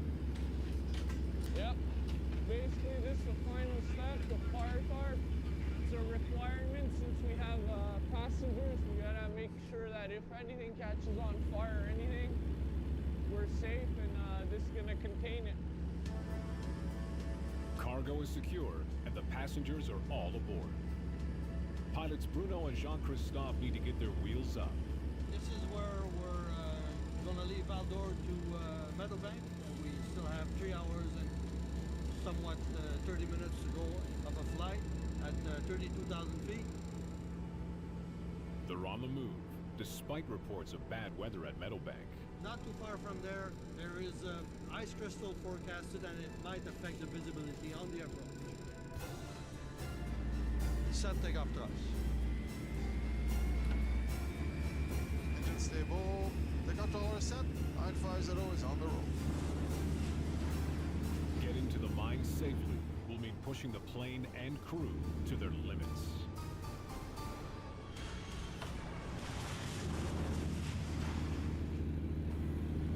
Val-d'Or, Quebec, the pickup point for Nolanor's 737 mission to the Arctic. Montreal Center, good day on an R950 rough Val-d'Or, 5,000 feet in the climb. Fully loaded with vital supplies and workers, she begins a 3.5-hour trek north to Meadowbank Gold Mine. But bad weather is looming.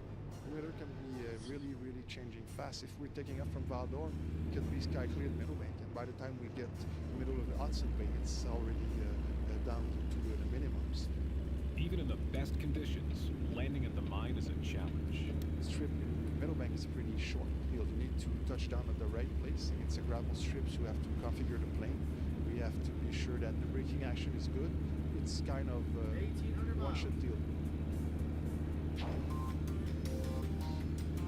1,900 kilometers north in Meadowbank, road supervisor Stéphane LaRose helps make their landing a safe one.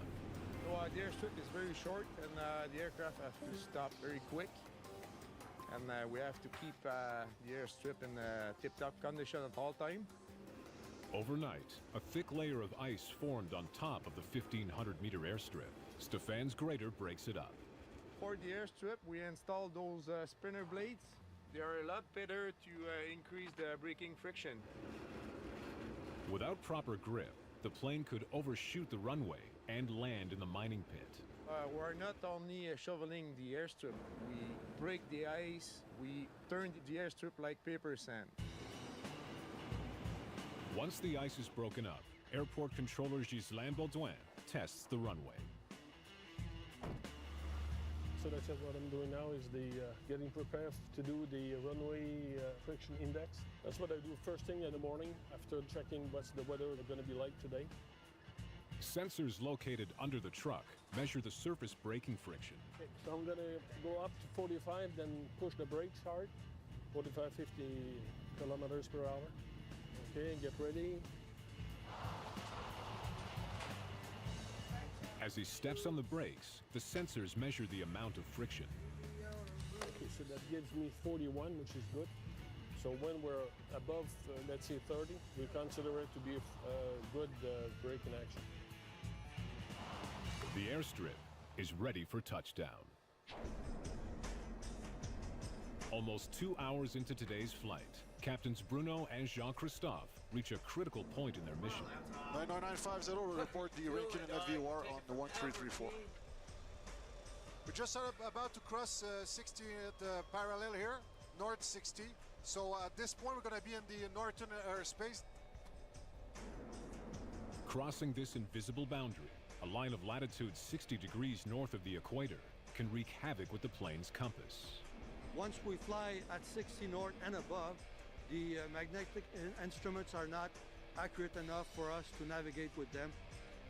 A magnetic compass is the primary source of the aircraft's heading on the 737. It uses the magnetic North Pole to establish the plane's correct direction. But due to changes in the Earth's magnetic field, the magnetic North Pole is always shifting.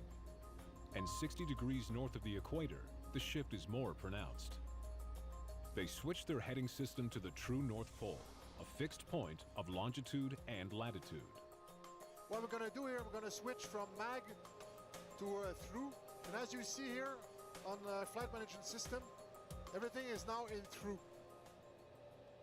Following true north provides the most accurate heading for northern navigation. This precise information is needed in case of an emergency landing. Up north, navigation is very important because you're very far from other runways that we are allowed to use. There are some runways, but maybe too short for us. Meanwhile, in the back of the plane, passengers are unaware of the pilot's efforts to keep them safe. But everyone on board must come prepared for an Arctic emergency. Their survival depends on it. Yeah, we do have big Canada Goose, boots, long johns, mitts, the whole, I don't know how you call it in English, but the whole thing that covers your face. Yeah, we have to work with this because sometimes when you get stuck out there, there's no choice. You have to work with it. Minus 50 is quite cold. Mine workers are no strangers to harsh conditions. We had a blizzard that was 3 days long a week ago. We had no fresh fruit. We had very little good vegetables. But life at Meadowbank has its sweet spots. I really like working there because it's a challenge for one, and for two, it's really interesting, especially for what I do. I do engineering, so I help to design the mine, and it's very cool to see it from that perspective. I enjoy it. Yeah, friendship, and especially the ambience, it's a marvelous. You know, people are close from each other, and it's something.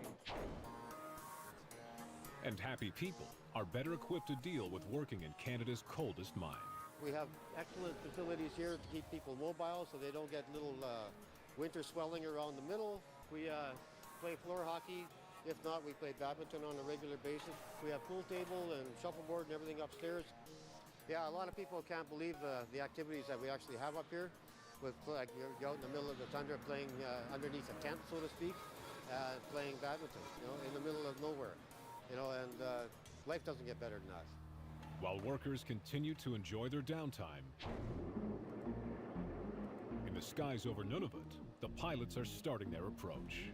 Jean-Christophe checks in with airport controller Ghislain Baudouin for the latest weather conditions.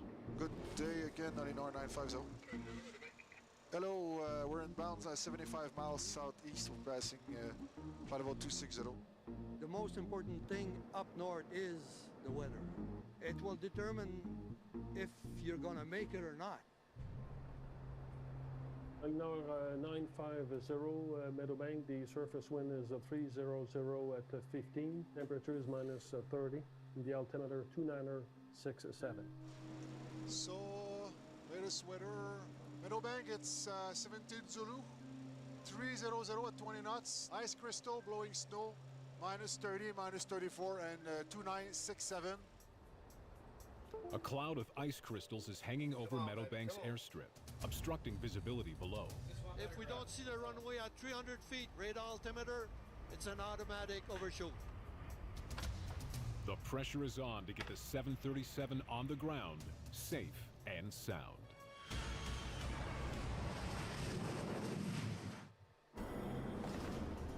Above the Arctic Circle, a 737 Combi loaded with vital supplies and passengers is preparing to land at Meadowbank Gold Mine.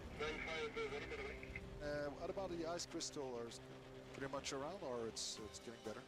Like to the north and to the south, it looks pretty good. But the airstrip is obscured by a cloud of ice crystals. If pilots Bruno Saint-Jacques and Jean-Christophe Seguin can't see the runway at 300 feet, they won't be able to land. The weather is changing so fast, you're going to be in the clear at 1,000 feet. But on the ground, you can see the runway. Visibility is critical when landing at the mine. 950 will request descent of this frequency. And the runway is short, it's 5,400 feet. So we need to touch down the first 1,000 feet, and after that, stop there. You only have a certain length of runway that you have to stop on because there's a ditch on both ends. And it's a real eerie feeling. I feel like I understand these guys when they talk about landing on an aircraft carrier, because it's pretty much exactly what it is.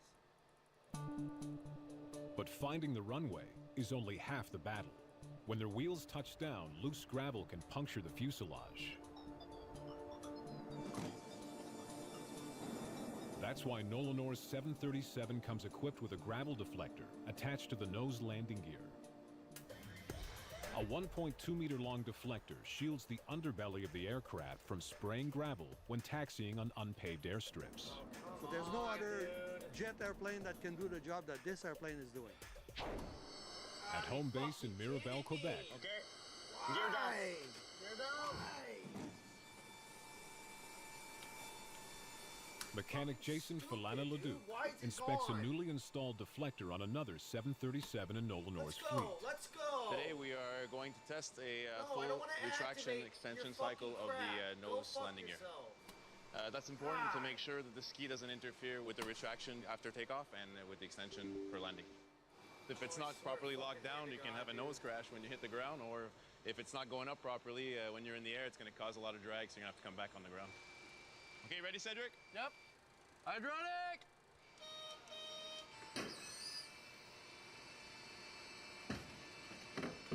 And you see we've got a nice streamlined profile on the ski here, so that's perfect. So all the gaps are good? Yeah, all the gaps are okay. Everything's according to spec, so we're ready to go. Awesome. Perfect. The deflector protects the fuselage from the flying gravel, but not the engines. On the flight line, production manager Pierre Doré and his team test a second gravel protection device called the Vortex Dissipator. All good, ready to go? Yep. Okay. A small projecting pipe, or boom, blasts bleed air from the engines down and forward, preventing gravel from being sucked up by the engines. Without it, the fan blades of the 737's jet engines would be destroyed. The technician are currently installing a pressure gauge. So once the engine's going to be running, we're going to turn the system on and off. And they're going to check that the proper pressure from the engine is feeded to the gravel detector boom. Okay, so I'll need a marshal, and I'll go crank up the engine.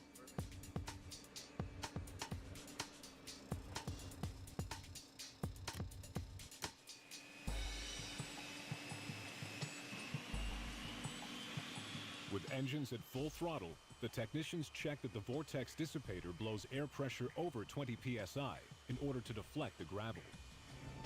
So guys, unwent? All good? Yep.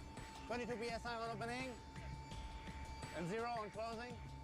Okay, any leaks on the valve? No leaks? Okay, so you can remove all the test equipment, put the cap back on, you double check, then we'll close the cowling, we're good to go. Awesome. The Vortex Dissipator is performing to spec.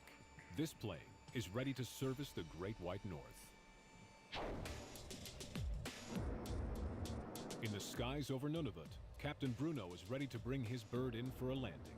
There's no room for error at all. It is a one-shot deal. One approach only and then direct the alternate. Get connected now. But the airstrip is still hidden below the cloud of ice crystals. Bruno relies on his GPS to guide the plane towards the start of the runway. Back on profile. Minimums. Check. Landing. As the 737 descends to 300 feet, it breaks out of the cloud of ice crystals, making it safe to land. We're on speed on profile.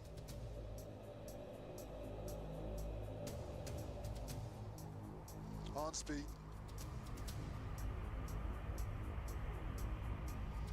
Box -5. 40, 30. 10. Big break up. Reverser normal. It's a spot-on touchdown. 90 knots. 60 knots. Damn. The deflector does its job, shielding the 737's fuselage from flying debris. Nice landing. Thank you.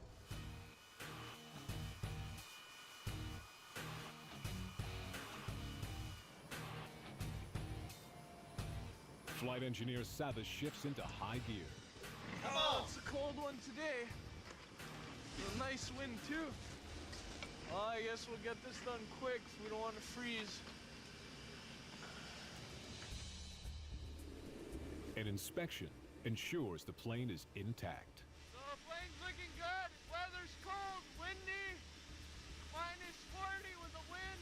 So it's pretty cold out here. Gloves are starting to freeze over. The ground crew jumps into action. Turbine, bien plan. Wall For me, the worst thing that could happen is we actually get a major mechanical where the plane can't fly out the cargo or the passengers. So the faster we're in and out, the better it is for us and the plane. In this extreme cold, they need to move quickly. Every second counts.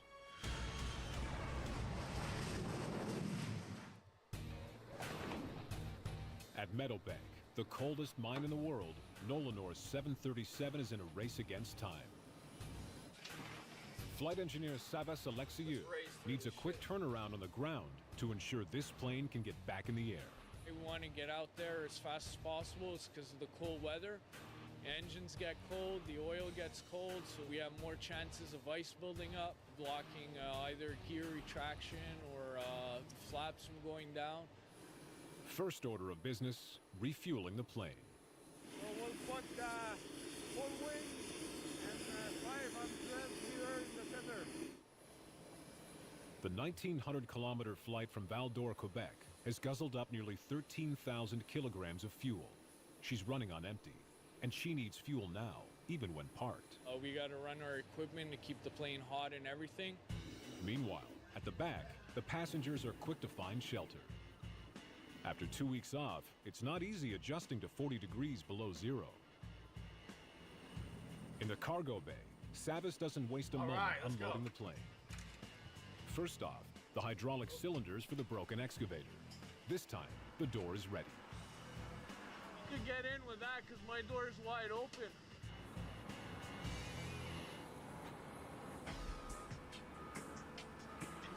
All right, guys, there's the part you needed.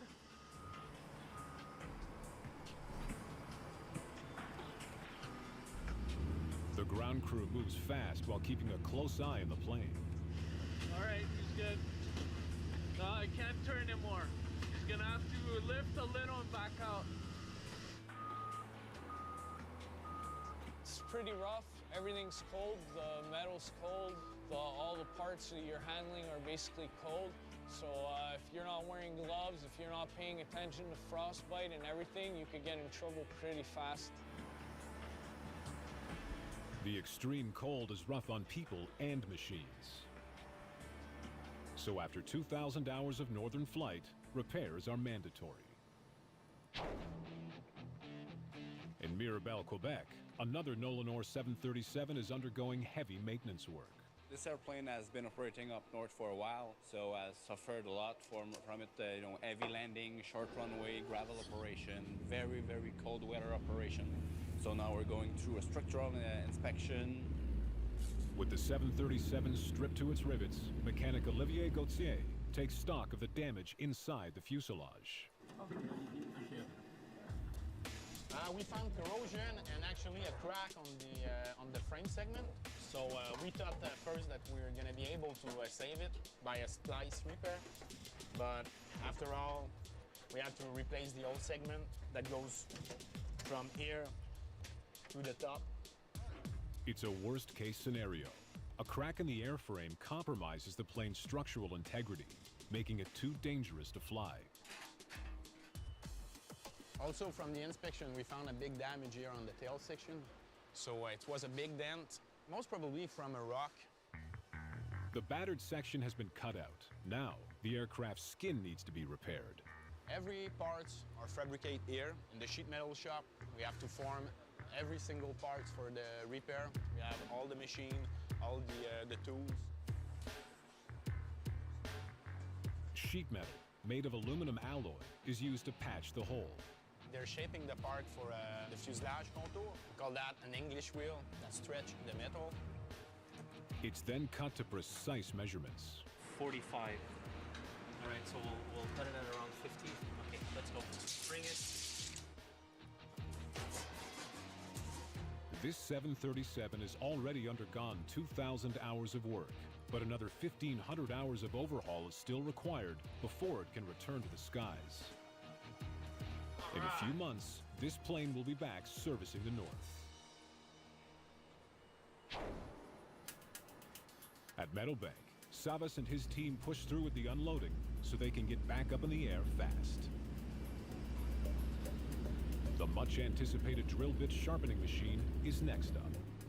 Just watch until he comes because it's going to slide.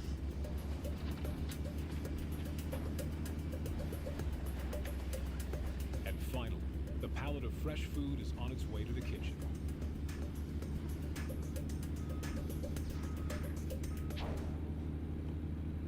For Chef Richard Jackson, the food can't come soon enough. This is our fresh produce coming in. Food comes in from the plane, comes right into our loading dock. Then we send it off to the fridges to get stocked. Minus 40-degree weather, plus wind chill, minus 60. Fresh produce doesn't last very long at all. Richard is happy that his produce didn't freeze while on the airstrip. Keeping a fully stocked kitchen is important up here. We're going to be having milk, cheese, yogurt, eggs, fresh fruit, fresh vegetables. Pull through about 900 liters of milk a week. We get about 12,000 pounds of food a week. Fresh food is coming on the plane every week. Without this regular delivery, supplies dwindle. We've had times we've come very close to running out, but we run out of certain things where you got to be a little creative and sort of make up for it. So. Hi, Andre. Hi. How are you? All right, yourself? I'm good. With hundreds of hungry workers to feed today, the produce flown in on the 737 is already on the cutting boards. So everything that would come in on the plane, most of the fresh vegetables, this guy will be responsible for preparing them, cooking them, heating them up, and getting them out served to the customers. Half a kilometer from the kitchen, James Boast is on standby in Meadowbank's warehouse. The cylinders for the broken excavator are first to arrive. Everybody's gonna be happy we got this one. He'll ship them straight to the maintenance garage, where they'll be installed in the excavator. This is our bit sharpening machine that everybody's anxious to get. We'll get it unpacked and get it where it needs to go so they can get it up and running. Okay, Caleb, you know where this goes. They're waiting for you. With that new sharpening machine, the work in the pit will soon get back up to speed. On the airstrip, Savis is still under the gun. He's got to load the southbound cargo, and time is running out. In 15 minutes, the mine will blast over 45,000 kilograms of rock out of the earth, creating a huge dust cloud over the airstrip, compromising visibility on takeoff. We don't want to get stuck there because they got a time that they're going to do blasting, so we try to get out before the blasting for safety reason.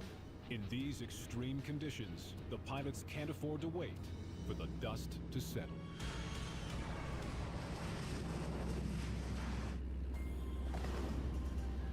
At Meadowbank Gold Mine in the Arctic, a 737 has 10 minutes to take off and complete her mission. A scheduled blast in the open pit could delay departure and put the plane at risk of a mechanical breakdown from the extreme cold weather. Gonna need somebody on there? Yeah. Bring it out. Oh,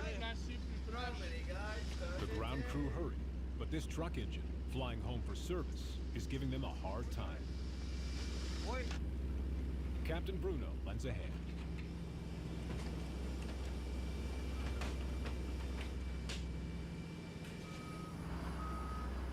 We not only bring equipment in, but we take the broken equipment out from there, because a mine uses a lot of equipment and it breaks down. When you have to crush rock, it's metal against rock, and sometimes the metal would break down, so that part has to be replaced, and that's what we do. Go and step at the other end. Okay. Right on. In Meadowbank's cafeteria, Chef Richard is keeping his customers happy. Well, what's on the menu today is we have flank steaks, and it's a real winner with the guys here. For steaks, we have to have, 450, 500 steaks ready to serve. Cooked as fresh as we can get them. Out on the airstrip, Bruno and the ground crew get the job done, with minutes to spare before the blast.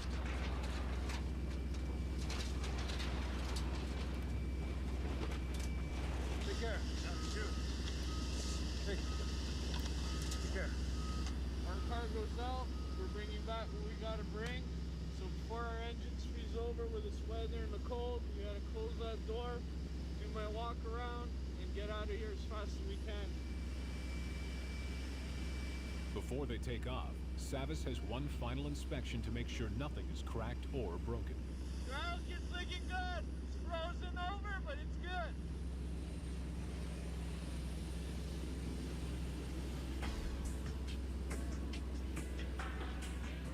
56 workers have punched out and are heading home for the next 2 weeks. Bruno's team has pulled through. It's a real good feeling because they need everything that we bring here. Now, we've done our job, we're going back home.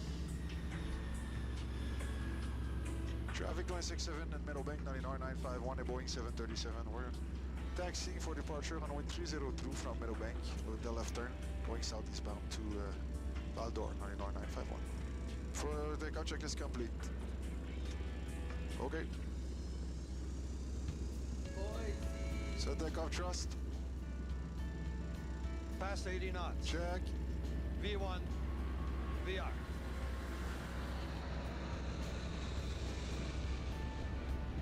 Positive rate. They're up. Time thrust. It's a perfect takeoff into the skies above Meadowbank. Cozy road trip, man. What now? Direct Val d'Or at 35,000 feet. The Arctic might be an unforgiving place to work, but the 737 makes it all possible. So the 37 is really a workhorse. You know you ride aircraft, the kind of job, the kind of condition that we got in the Arctic. Tomorrow, they'll fly the same route all over again. The gold mine depends on it. It's been flying up north for at least the last 40 years. It proved itself to be the best to do the job. The rugged 737-200 Combi, a lifeline to the Arctic for many years to come.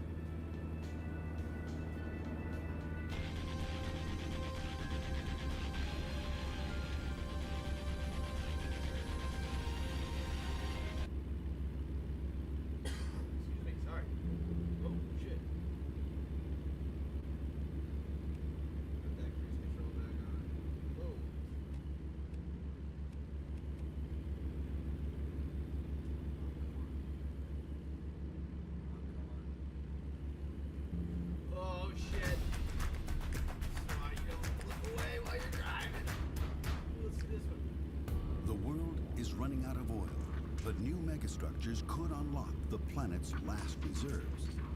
The Pioneer, a floating oil rig. She's designed to reach deep sea oil in waters too treacherous for traditional rigs.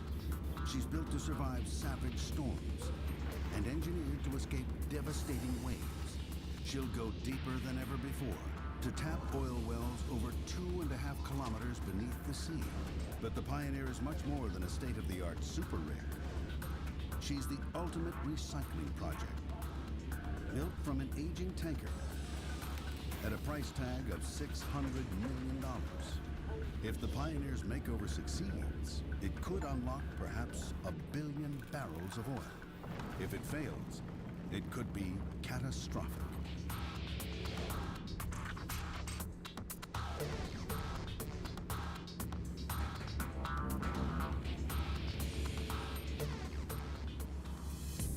Pioneer is about to embark on an incredible journey. She is an FPSO.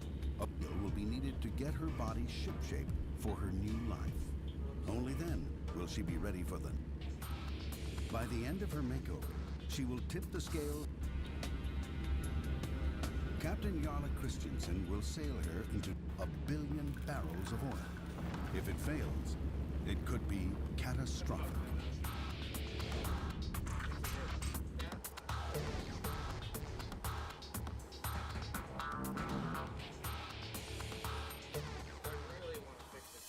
The Pioneer is about to embark on an incredible journey.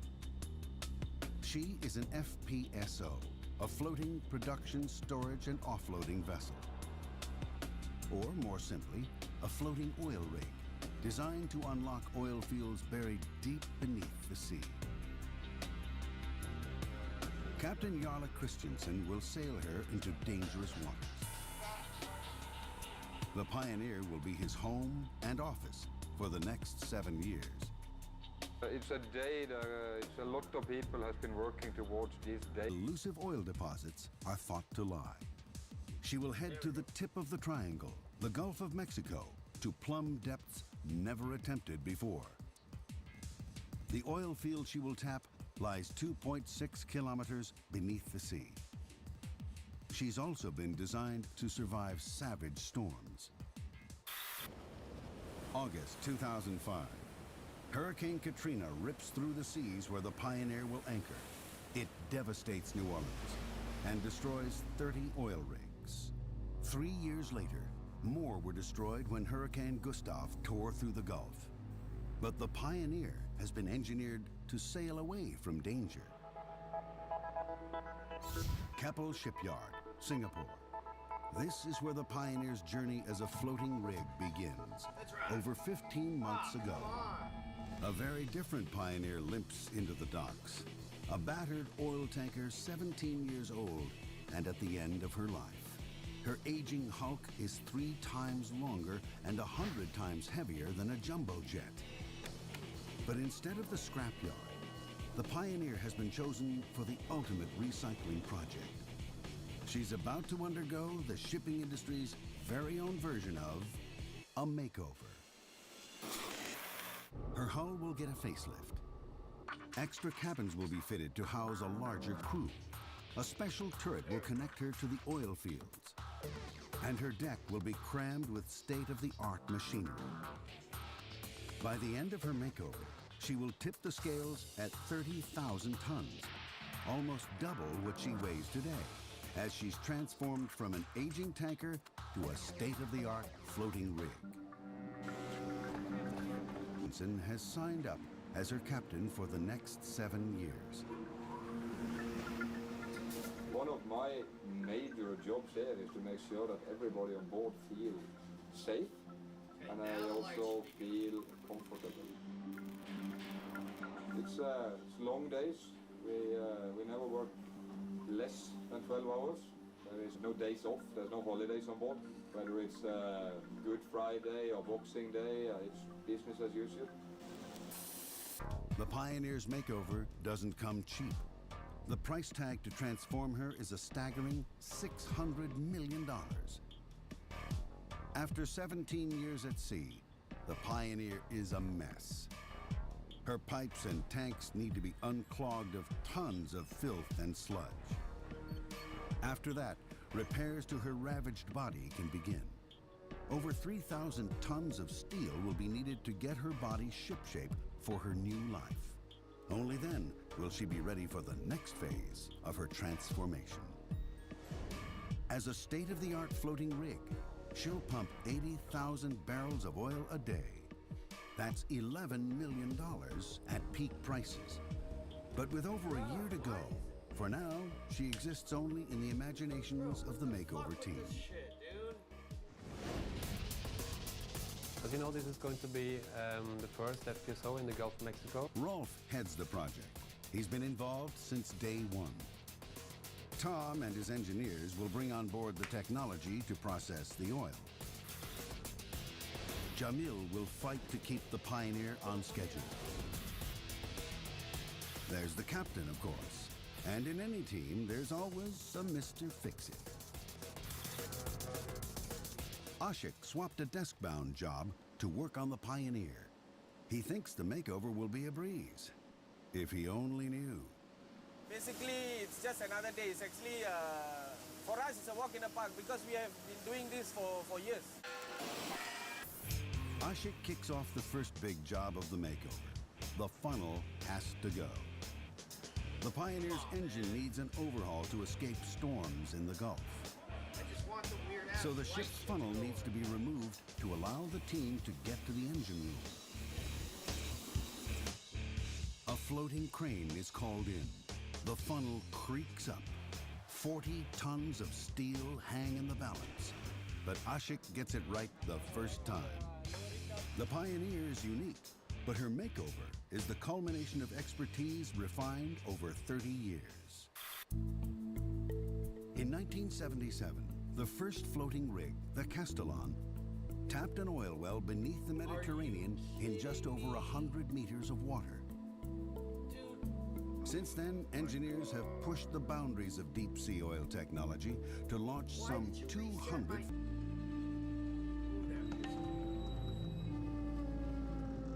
Until a few weeks ago, the Sunrise 4 was a VLCC, a very large crude carrier.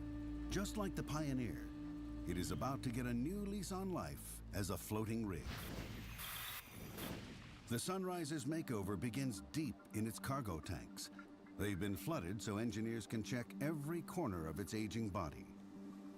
My assistant will do all the thickness measurement. I will do the recording and judgment of whether the plate to be renewed or is it a suspect area. Tankers have a shelf life of about 20 years. Using ultrasound, the engineers can measure the thickness of the steel. The readings highlight the parts that need to be replaced. For today, it's considered good as there's no losses or damage, cracks and anything. The tank is over 3 stories deep.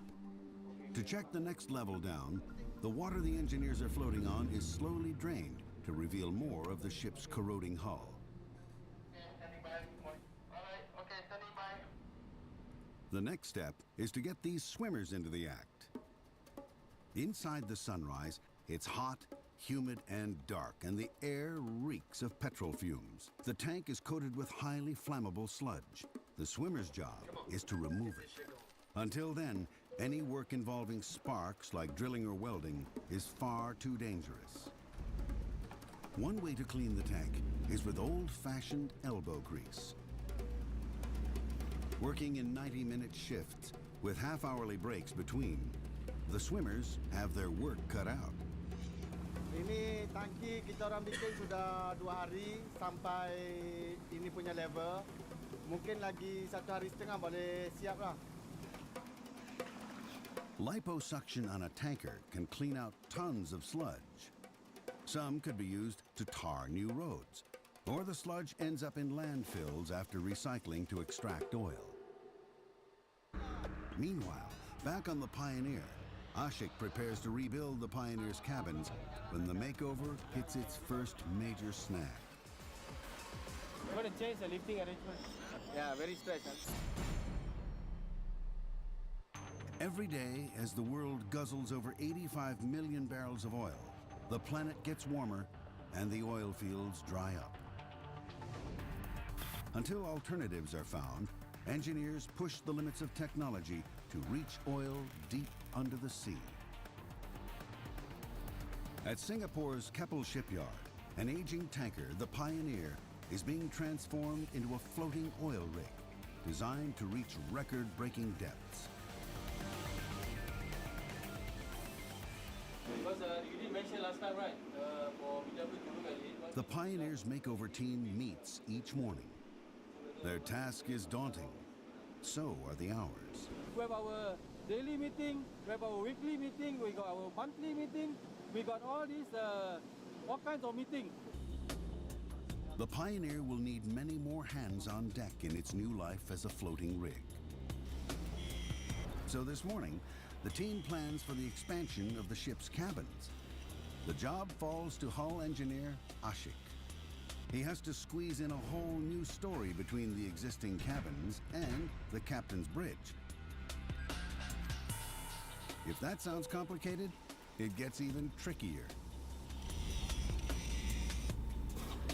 This is actually the first time we have done that. We cut off this part, put it down on the deck, add a new block, weld it back on again. We haven't done that before.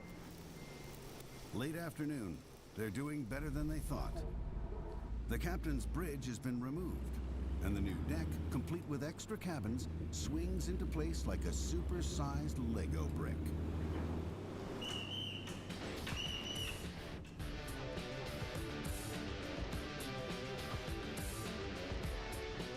The old Pioneer used to house just 30 people, but when it transforms into a floating rig, it'll need room for an additional 50. Not just crew, but specialist engineers to run the machines which will pump and process the oil.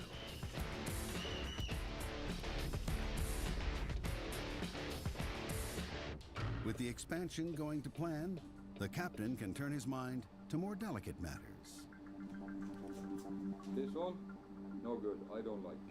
This one here, It's time to decorate his cabin, but the captain doesn't get much to say.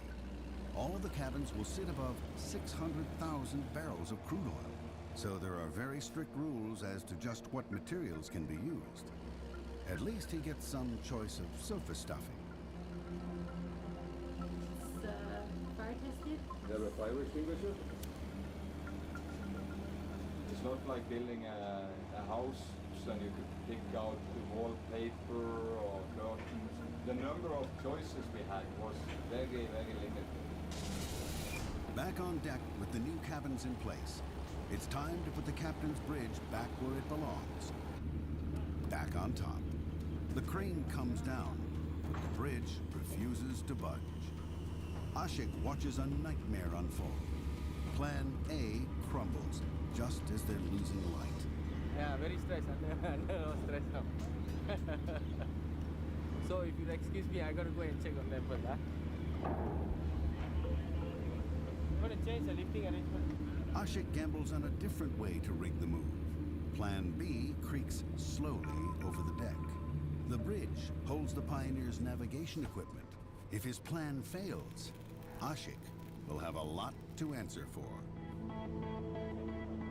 1 week into the Pioneer's makeover, she is slowly taking shape. Captain Jarle is on walkabout. He has grand plans for his new home. My office, my cabin will be in here through this small hole. So hopefully we'll manage to have a bigger door sometime. Come on, let's have a look. Most likely there will be an office desk here so you can face the door. I like to see who's coming in. Put a small group over here, maybe with a good chair to relax, a TV, some music. And then there will be a sleeping compartment and a small bathroom in here. And this is, it's okay. It's not that big, but it's okay. The Pioneer is now ready for phase 2 of her makeover. The machinery needed to transform her into a working rig is about to come on board. Work on the Pioneer began 10,000 kilometers away in a Norwegian lab. Under the expert eye of the floating rig designers, a prototype is rigorously tested. The model test is one of the first tasks in the design process, and it includes approximately 40 different test conditions. Today, they will turn a quiet tank into Hurricane Alley. As oil fields are being discovered in deep and dangerous waters, floating rigs are engineered to survive not just gale force winds, but freak waves over 7 meters high. Every toss and turn is closely monitored. The readings could show up weaknesses in hull design or force a rethink of the amount of oil a ship can safely carry. With a floating rig, an oil field could take 7 years to get from discovery to the day it pumps its first barrel. That's 2 years faster than a standing rig. Water depth also poses no challenge to a floating rig.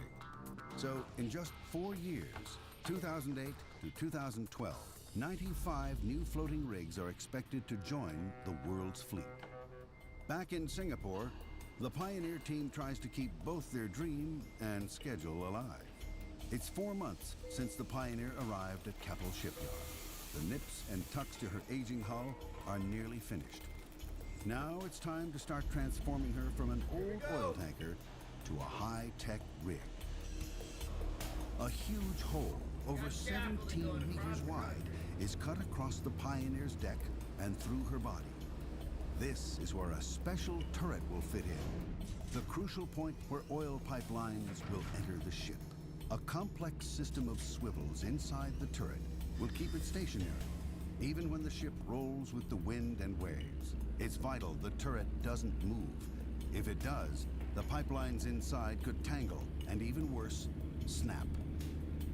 80,000 barrels of oil will gush through the turret each day. Any leak of explosive fuel, were it to happen, would take place here, and the consequences could be devastating.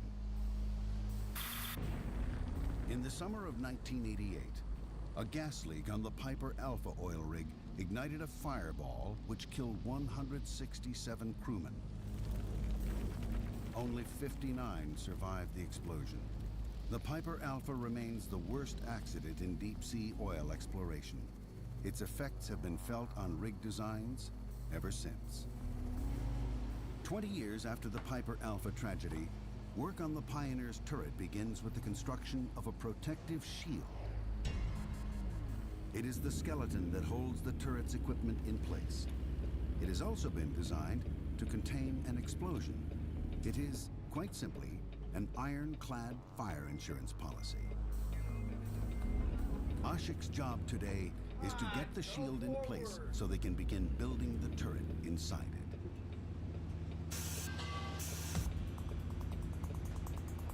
The shield was made in Indonesia, and the scaffolds which secured it during its journey to the shipyard are the first to go. On the Pioneer, the last tweaks to the shield's new home need to be made. The team rushes to finish before the floating crane returns for another visit to lift it into place. The shield left the shipyard in Indonesia some days ago. Its journey here has been delayed by bad weather. So, to keep the schedule from slipping, Ashik and his team have been called back over the weekend to orchestrate this mega move.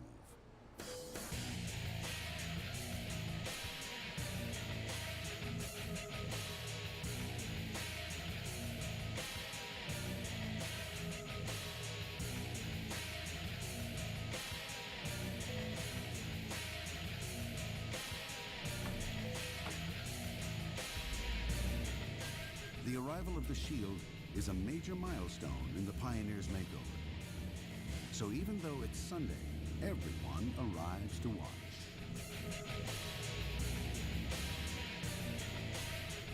So far so good. The lift from the barge went quite well. The final is somebody's calling me now.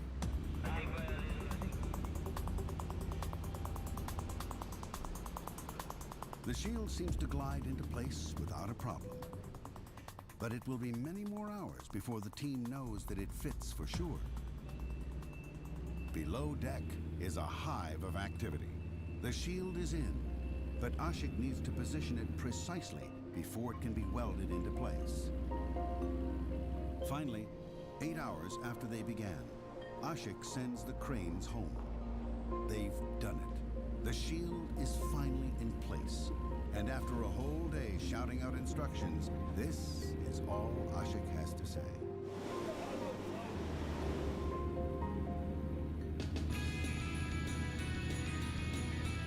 It's now Christmas, but Captain Jarle and the makeover team have no plans to go home.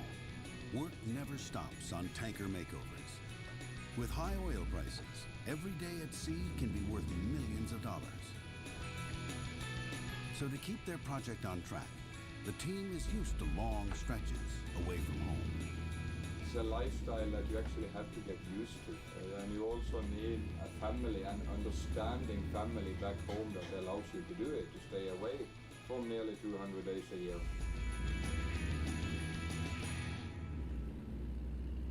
Less than an hour from the Singapore shipyard, another team has also worked through the holidays on a vital part of the Pioneer's equipment. Driving through fucking neighborhoods, dog? Let's go. Yo!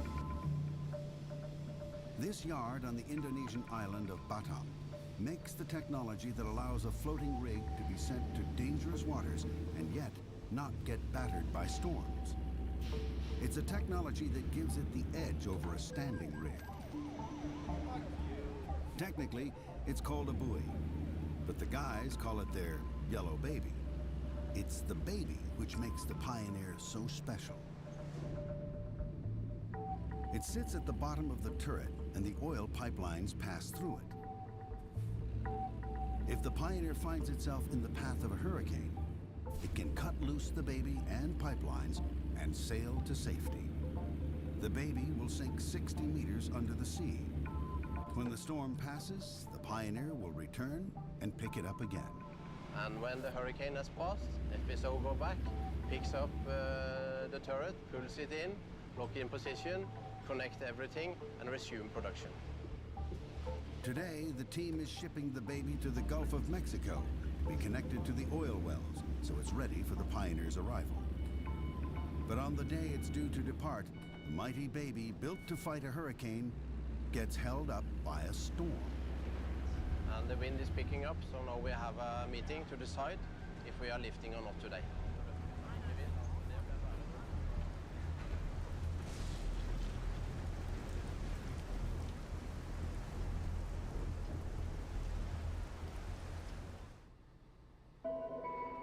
It'll take a day before the winds and currents drop enough to allow the crane to pick it up and send it on its way.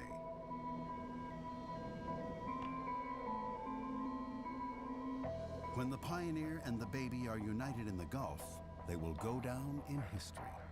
Not all floating rigs are built with a buoy. None have been designed to abandon them as often as the Pioneer.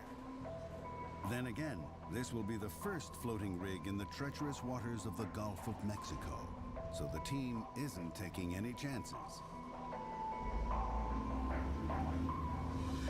The 1,000-ton Baby is carefully secured on a specially constructed cradle for the long journey ahead.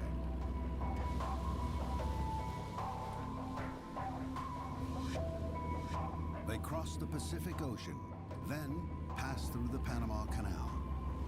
Finally, after traveling halfway around the world, the Baby arrives at the exact spot the Pioneer will drop anchor.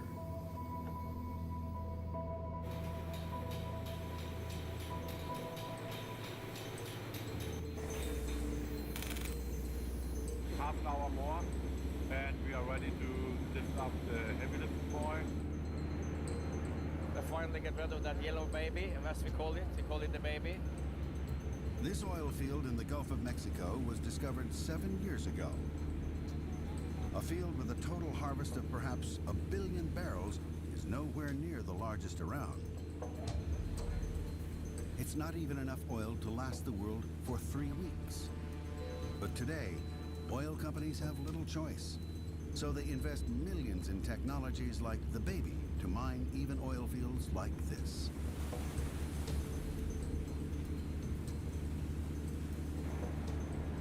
The Baby is sent down to be hooked up to the oil well, 2.6 kilometers below the surface. Every step of its descent is carefully guided by remote submarines. When the Pioneer eventually arrives, all she has to do is winch up the Baby and lock it in place. The oil will start flowing, and once a week, a shuttle tanker will call by to empty the Pioneer of its cargo.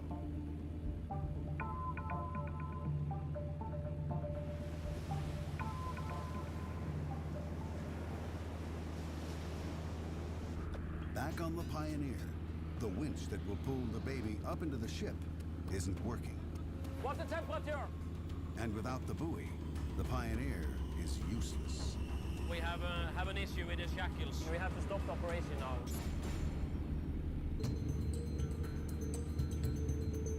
It's 5 months since the Pioneer arrived in Singapore for a makeover to transform her into a floating oil rig able to tap oil in deep and deadly seas.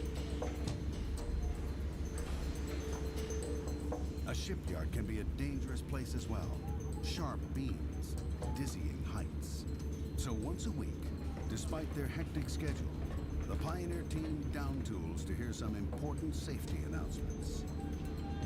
The next one is go to SCS couple, Chandrajit Kumar. Today, awards are given to the safest workers, and for the safest of them all, a shiny new bicycle. Workers for safety, do you? Thank you very much. The team has now worked over 1 million man-hours, and the Pioneer is ready to enter another phase of her transformation. But 1 million man-hours with no major accidents calls for a celebration. It's an achievement worth commemorating, so there's a special lunch for everyone on board today. But work never stops for long at a shipyard, not when the project is about to enter another phase. A team of engineers have worked on the technology that will run the Pioneer. Now they're ready to take center stage. Tom Ringstad is an old hand at tanker makeovers. Today, he's going to check the machines which will process the oil the Pioneer will pump from the Gulf.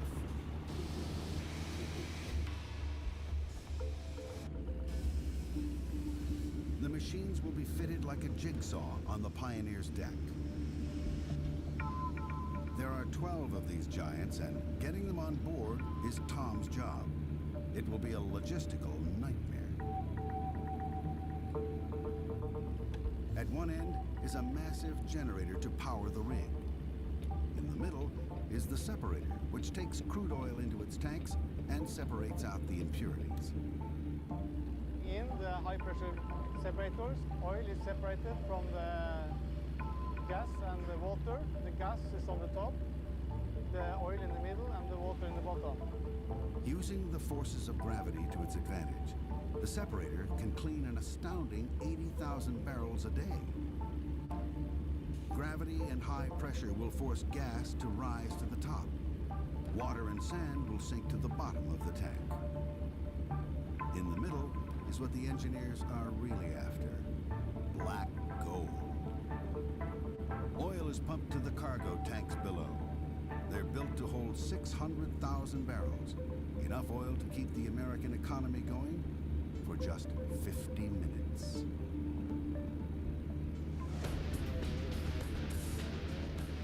Back on the Pioneer, the team rushes to strengthen the deck to hold the weight of the new machines. Without extra support, they will crash through the deck, sending the Pioneer right back to square one. This area you see is currently being cleared for the arrival of module 10A and 10B. 10A and 10B are the two halves of the separator that will weigh 43 tons.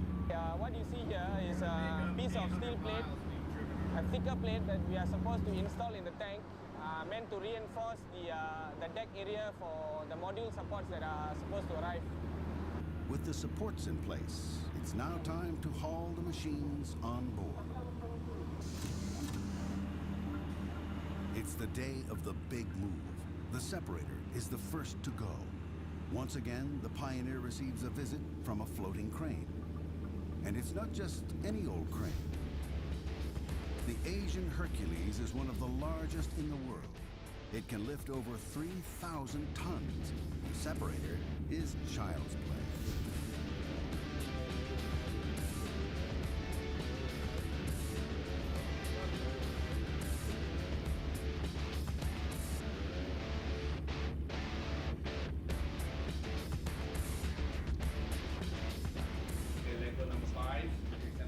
Like a gigantic jigsaw, the machines have been designed to fit snugly on deck. There's no room for error. Months of work hinges on this move. Any miscalculation could send the project into meltdown. So when the separator swings in, precisely as planned, Tom breathes a huge sigh of relief. It's a lot of challenges. Every day is different. You never know what's meet you the next day. Stay cool, be happy. Yeah, enjoy the life. Now comes the hard part.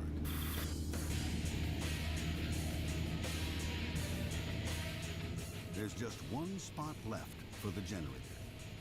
The generator is the heaviest piece of equipment the team will haul on board. So they move it on a Sunday when the yard is quieter and there are less distractions. All minds are focused on the morning ahead.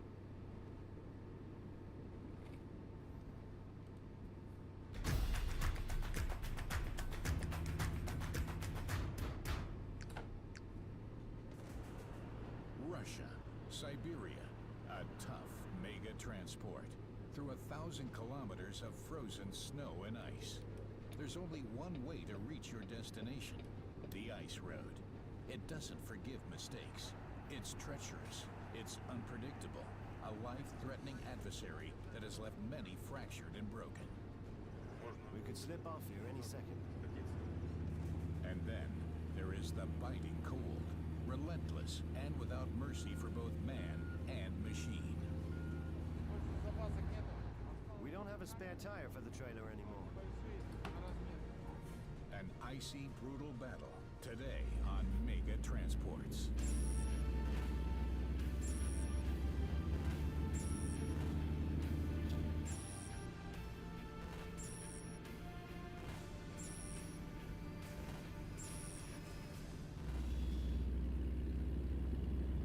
The Kolimar mountain range in eastern Russia, an inhospitable frozen landscape with temperatures as low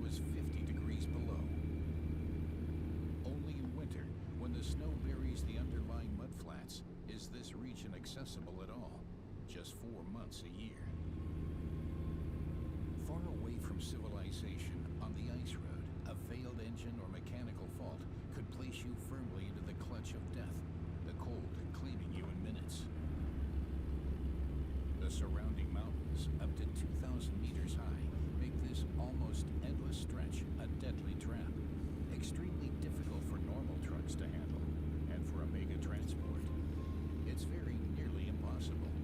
Starting point, Magadan, the only major city within a 1,700-kilometer radius. Located on the coast, it's the only supply center for the entire region. In the winter months, Magadan is the only gateway to this otherwise isolated region, which is only accessible from January to April. That's why all goods stored here must be sent to the hinterland as quickly as possible. One of the biggest businesses in the area involves transports to the gold mines. That's because the mine operators need a lot of heavy equipment delivered by sea in order to extract the mineral resources from the ground. Sometimes what they need is a colossal machine like Komatsu D475A. It costs 1.2 million euros. It's one of the biggest bulldozers in the world, 11.5 meters long and 4.5 meters tall. And almost 5.5 meters wide. It weighs in at a hefty 86 tons, far more than the world's heaviest.